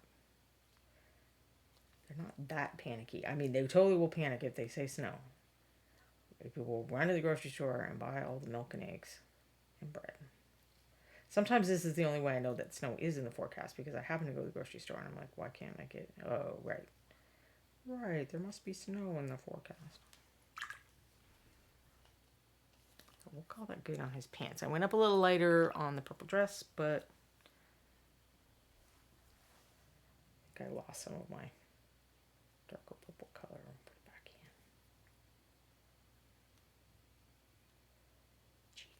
Cheat and put it back in. Which is a lot of the what can you do to improve these colors or figures. That's going to be a lot of what it is. Cheat and put it back in. Alright. I feel like even if I did do some stuff on his shirt, it wasn't enough stuff.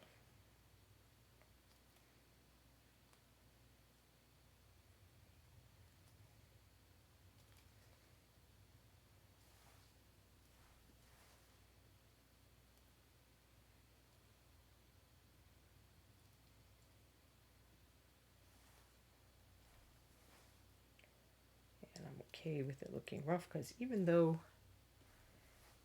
the peasants might have more colorful clothing than we imagined, I'm sure it's fairly rough in texture.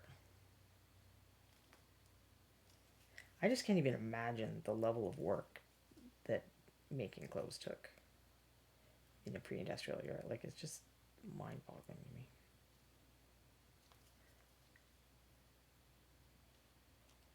Why people weren't just still wrapping up in old furs or something just to save the time.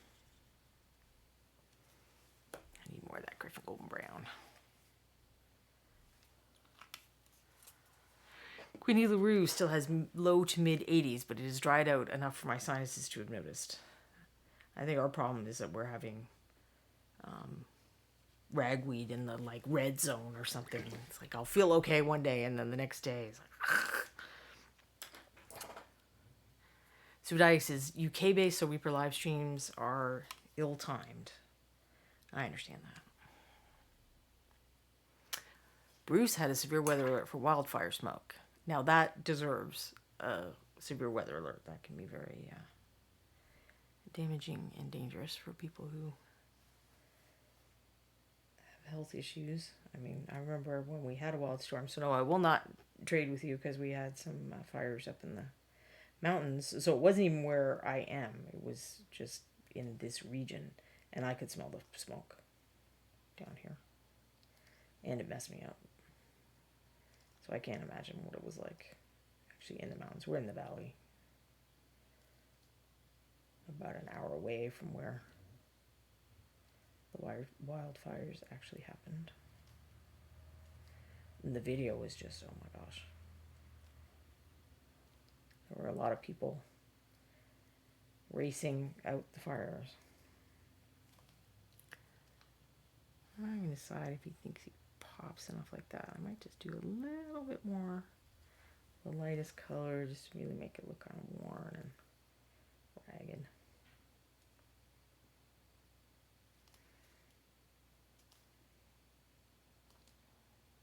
Catching those edges and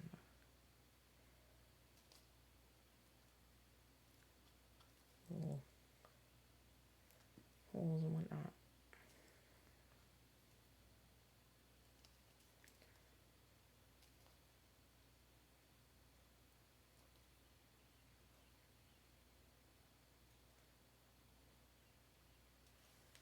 I'm calling good, I think.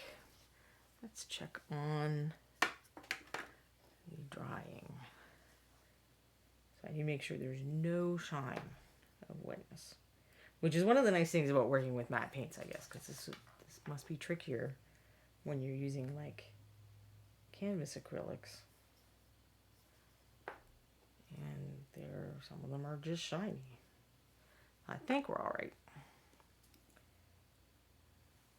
Does it look like these guys' hair got washed? I'm not sure that it does. So I'll put a wash on the gray hair real quick and hope that it doesn't take forever to dry.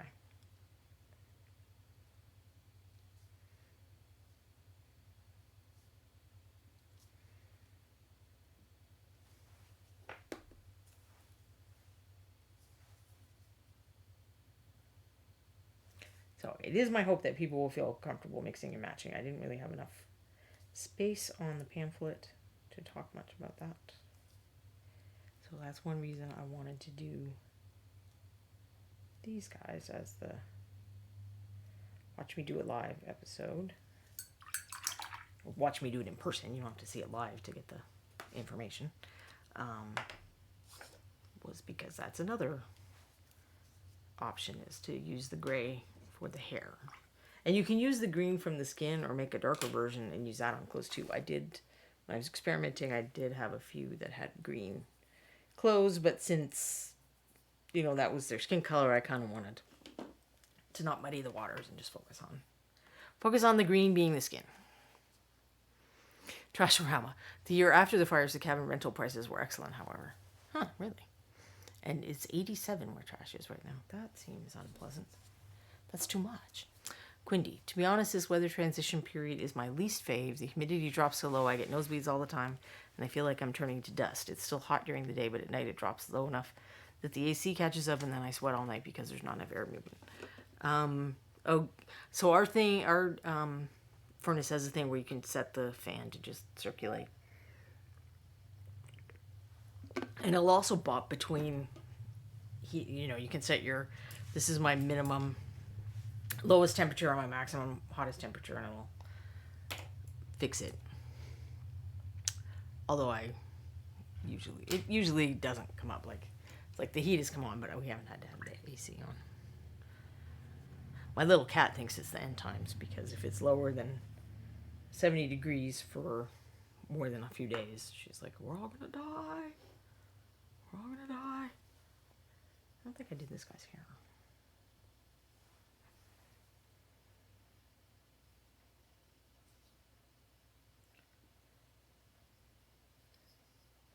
Technically he's a dry brush one, but we're just going to call this side brushing. Pretend.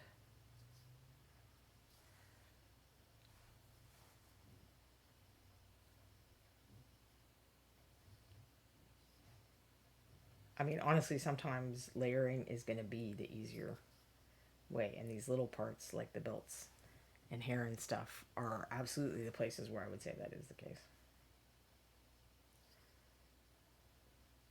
This would have taken me longer to dry brush, just trying to angle the brush right and not hit the other things and whatnot. And she had the dark hair too. But I will do the dry brushing on her, just so we can see the dry brushing of the hair. And it's the same thing. I'm going to go perpendicular. Or maybe I did a little. I don't know. I can't tell.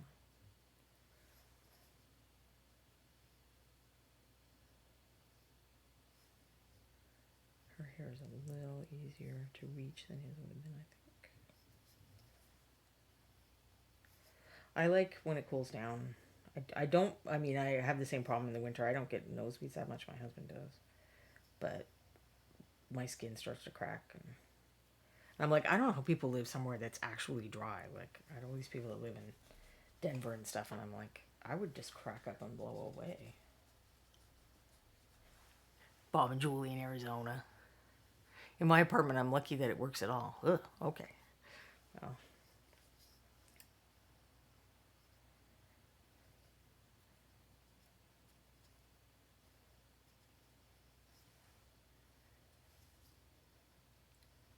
It was when our air conditioner broke. That was a whole thing. That was like late August, and it's late August in the South, and our air conditioner broke. This is not good. It's a different we're all gonna die.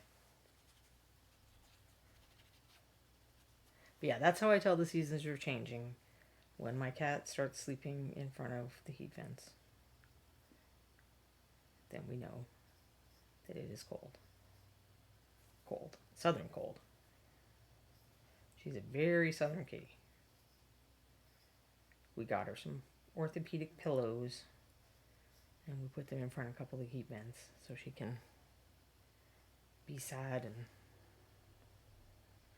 think about that it's too cold, in comfort at least. Because what she would prefer to do is sit out on the porch, on her perch, with the sun shining on her. That she wants a nice 94-degree day, baking in the sun. Because she is nuts. But okay, I think we're fine for the gray now. So this guy had a great shirt, and he was a layering dude. Where is my number one? And I found that his shirt paints up pretty well, regardless of... Interestingly, I think these figures dry brush really well, and that they look better with dry brushing than with the rough layering, to be honest. But we will figure out how to make the layering look a little better someday. I don't know that I'll do that next week, because something else spooky might come up. Who knows? Who knows what I'll think of that's Halloween-y.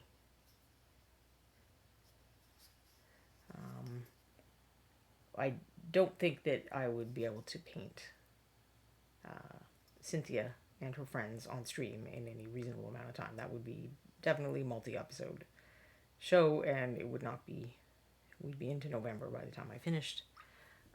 But maybe I could demonstrate some of the colors, or dealing with the annoying, more transparent colors. I don't know. I'll ponder. I do kind of, I want to get these guys to the point where we can talk about how would we revise them or enhance them, I guess.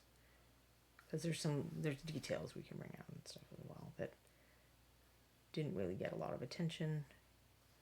I do have a detail step in each of the quick paints, but I think there were some additional details that I may not have addressed. I know, I'll have to look. Who knows what I said? I certainly don't know what I said. Let's look. Let's skip ahead and find out. Da, da, da. Oh, I did have you do stuff with the clothing reps. So there we go. We're gonna do that part at the end. Green users. It is hard to paint here. The paint dries so fast. Yeah, I can imagine. You probably need, you certainly need to have wet palettes, but you would probably benefit from having drying retarder to add to your paints. I had someone on my blog asking me about golden open paints, which are paints. They're two paints. Golden is a maker of acrylic paint, in case. I don't know if they're worldwide. I think they're worldwide, but I don't know if they are. So in case they're just in the US, and listeners from the UK and elsewhere do not know what I'm talking about. They're a big acrylic paint brand in the States. If you're painting miniatures, the paint that they have that's most similar to what we want to paint is this So Flat Matte, because it's matte and it's fluid, like, more closer to the consistency of our paint. But they have these two paints called Open, and they're kind of, they're not exactly like a hybrid between acrylics and oils, but they're kind of that concept. And I have been tempted to try them on a miniature, but the nice thing is we can just buy a drying retarder and add it into paint. Maybe I should do an episode where I put some in the paint, like put some in one of these things at the beginning, and we check on it throughout because you can see how much the wash is dried even. So this is Reaper Make Some. This is it. It will add a little bit of a sheen, so you need to go over with that sealer, or it's dicey. I haven't figured out exactly how to put the correct ratio of this to the other stuff. Those are both things you want to use in like the minimum amounts possible. But they're also, so they're like special use, but they're handy to have when you do need them.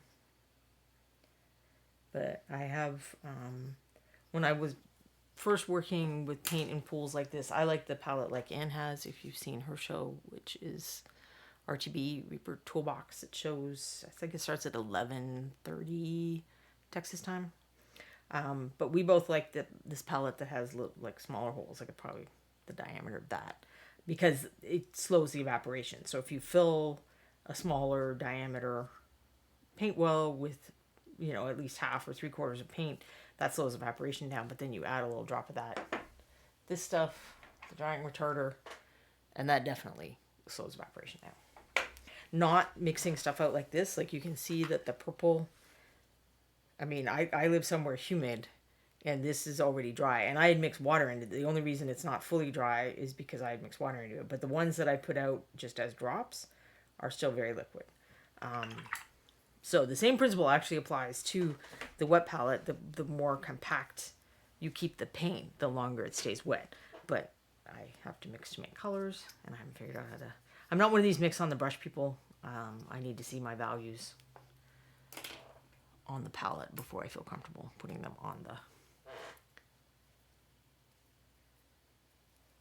the figure. I don't. So because of their feet, I think it would actually be, I'll do the guys with the bigger brush. Kind of dicey to do the cobblestones with too big of a brush, but I think we're going to make it work for the guys. Because of her dress, I'm going to use the smaller brush there. All right.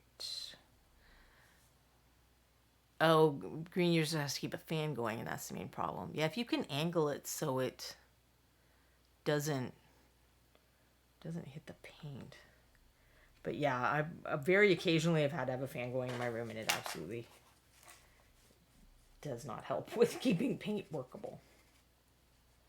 But try that retarder. You'd be surprised how well it works. It doesn't necessarily make I mean, it helps, but it doesn't necessarily give you, 10 or 20 minutes or whatever to wet blend on a figure. It can give you more time to wet blend on a figure, but it's not turning it into oil paint.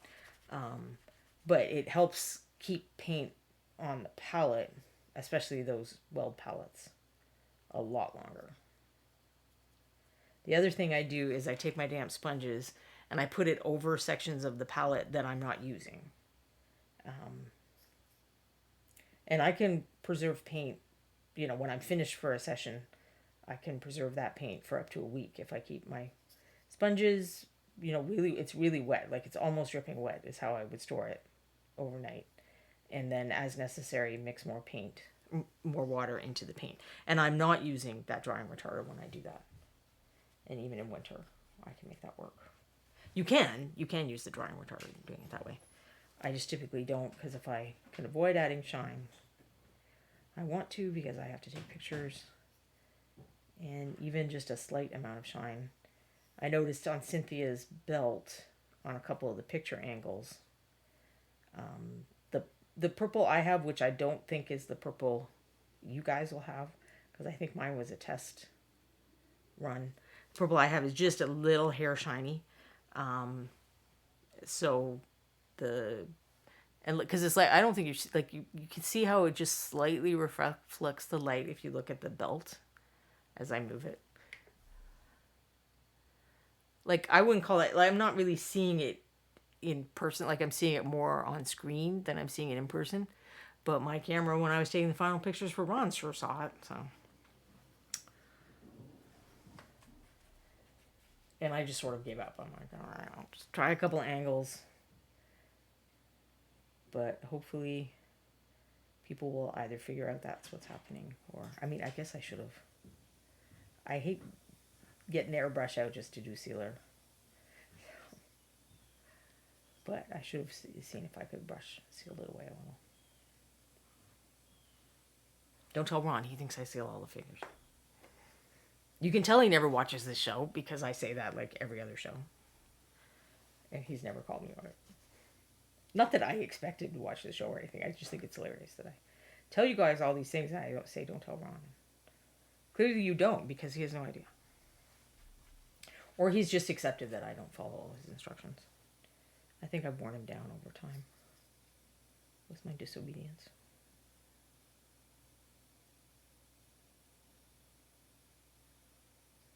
But I do a lot of other steps.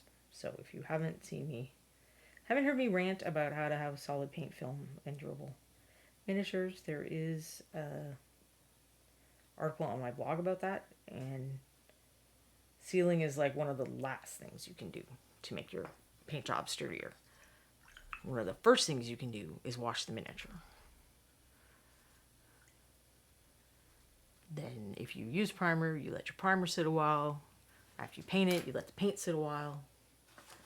After you seal it, you let the sealer sit a while. All kinds of other things. All right, let's see. The first highlight for the gray is her mantle. 2 drops cloudy gray with 1 drop vampire powder. All right. Green users, we have just learned to paint faster. That would be motivation to paint very quickly, I think. Trashorama, my curse is trying to find a non-satin sealer. Due to our humidity, nothing seems to work. Yeah, I'm unclear on whether dull coat is still a thing. Like I thought it was. I think you can get it in the US, but you can't get it anywhere else now. But even they are calling it something slightly different on when I went looking for it on the tester site. That was the one I preferred, but yes, in the land of humidity, you have to wait for that perfect day. Because I have a primer that I feel comfortable. If things aren't 100% ideal, like if it cools down enough at night, that kind of thing. If it's not super humid, the primer I've only ever had it, go gunky once. But yeah, sealer frosting over is a whole other. You want a perfect day. Thing. And so yes, an effective brush on sealer is the dream for those of us who live in humid places. And I am going to do the kind of the tap thing more than dragging. And I'm not too worried about getting in between their feet because that would be shadowed, right? Because they're standing there. They're obscuring the light. So I don't have to make all of this evenly applied. In fact, it is going to be more interesting if it's not 100% evenly applied. Oh, I never did her base with the... Did I? No. Never did her base with the original color. I'll do that real quick.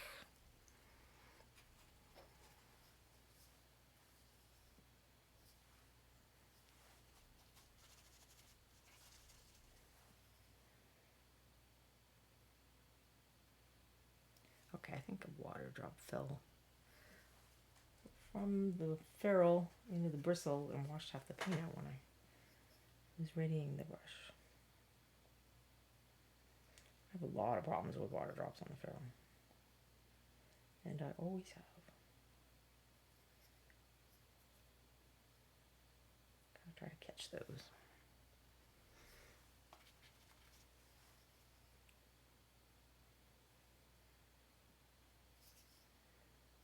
It's a lot of her. Her skirt is obscuring a lot of the base. Doesn't need much highlight at all. There was one more guy. Two more guys. All right. That's weird. I swear I did one of them. All right, now I'm losing my mind. This is the one that hasn't got it.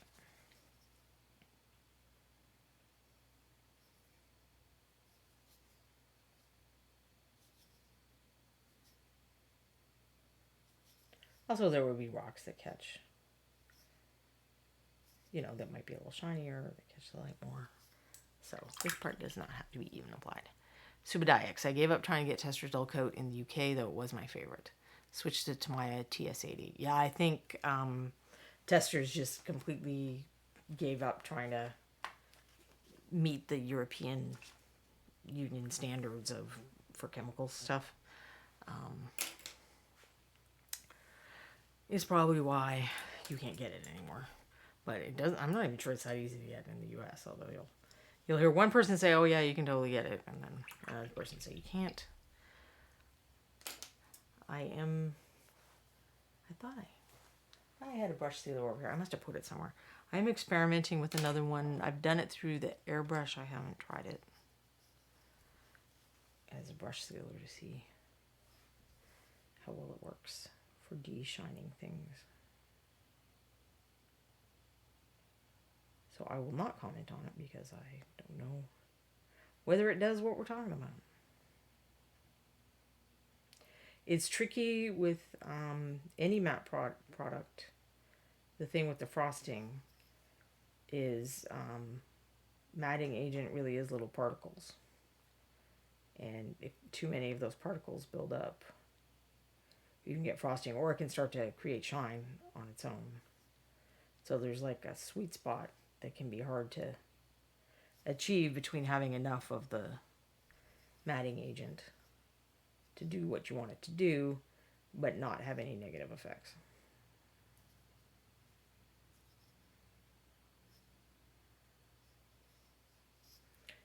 I find sometimes it's easier to use that stuff I was showing earlier, Reaper's anti-shine additive.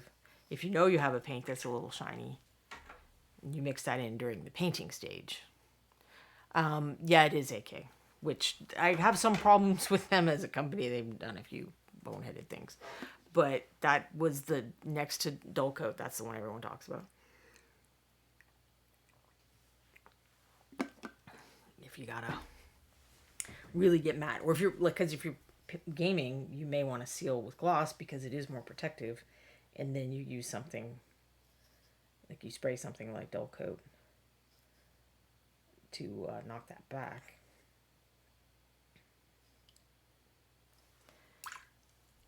So that is, I think he was the only one. There's another one in the instructions that has gray. She has a gray mantle in the instructions, but since I changed the dress to purple, I thought the cream looked nicer there. So we have one more little quick top highlight for the cobblestones, which is just straight up vampire powder with a little bit of water as necessary.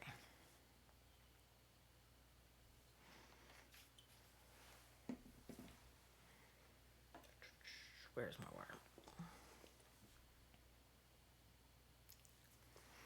I suggested 2 to 1 in the instructions because this vampire powder is pretty darn opaque, as many paints with white are. That's one of the reasons that you'll start getting chalkiness, or it seems challenging to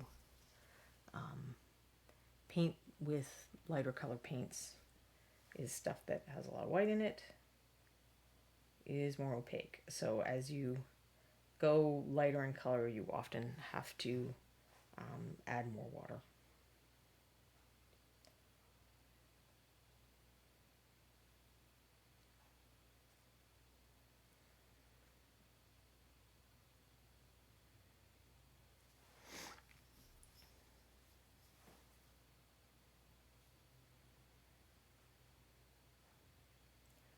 Catch some of these worn out parts. That's a little too stripy.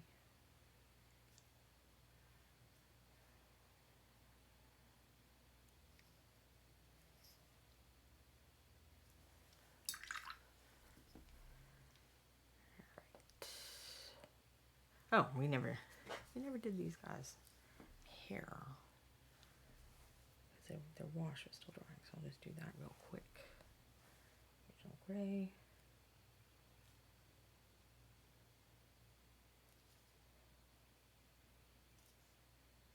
And for quick paint, usually I've been using the wipe it off with the finger if it's too much, and absolutely that is a great quick painting method.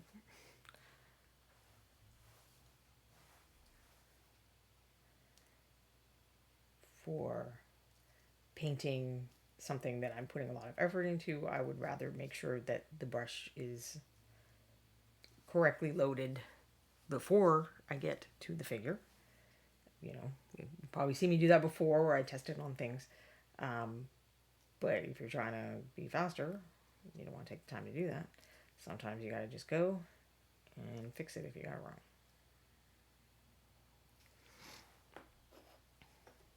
And he had a gray-haired friend.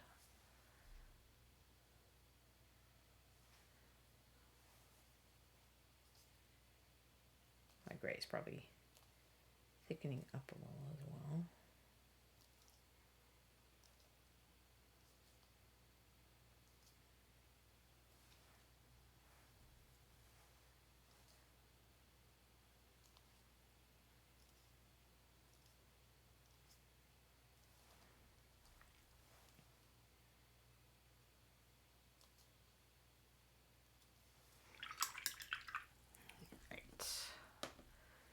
Go back to the bases, and I might even just use a round even instead of the flat, because I'm just going to be touching it to spots in the base. And honestly, I might even not if I were painting this myself. It's like the base is not the center of interest on these figures. I don't want to make it too contrasty and interesting, so I might not go this light on the base.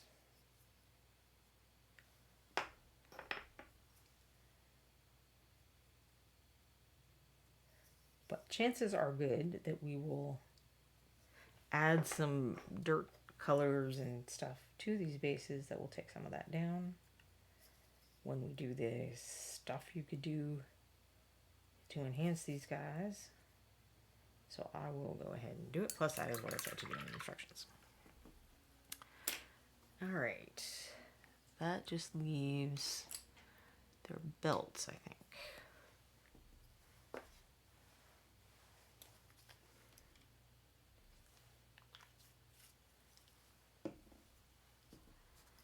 And this is one of those areas where I would not actually dry brush this because it's going to take more effort to get the brush in there and not mess things up. So, I mean, I did in the kit. When I say I dry brush everything on it. But in the real world, that is not really a sensible thing to do.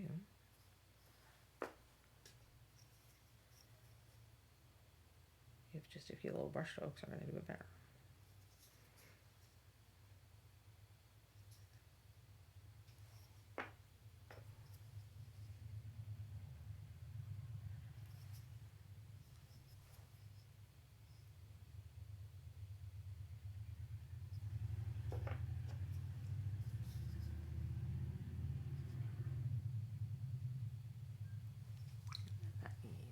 Highlight color.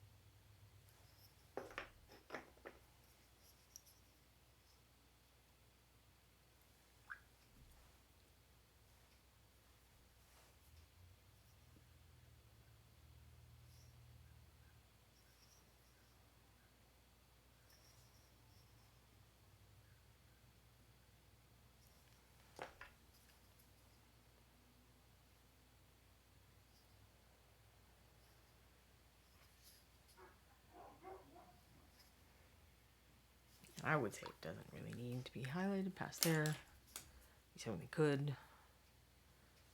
I still have the mix on my palette. I'm just going to add a little bit of water too because it has thinned up. Time check. All right, I'm just going to finish these belts. And then we are almost done these guys except for the detailing. So then I could do the detailing from the kit. And then, you know, if you wanted to do some extra detailing, what would you do next week? Or I'm sure we have at least 2 more episodes before Halloween.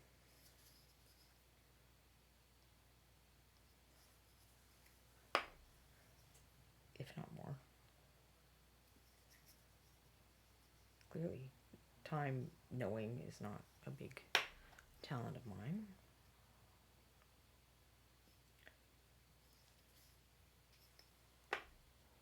But you see how quick it gets doing like these final highlights, regardless of whether you're doing dry brushing or layering, because it's going over such a smaller amount of them that working up in a few more steps would not add a perilous amount of time to this project,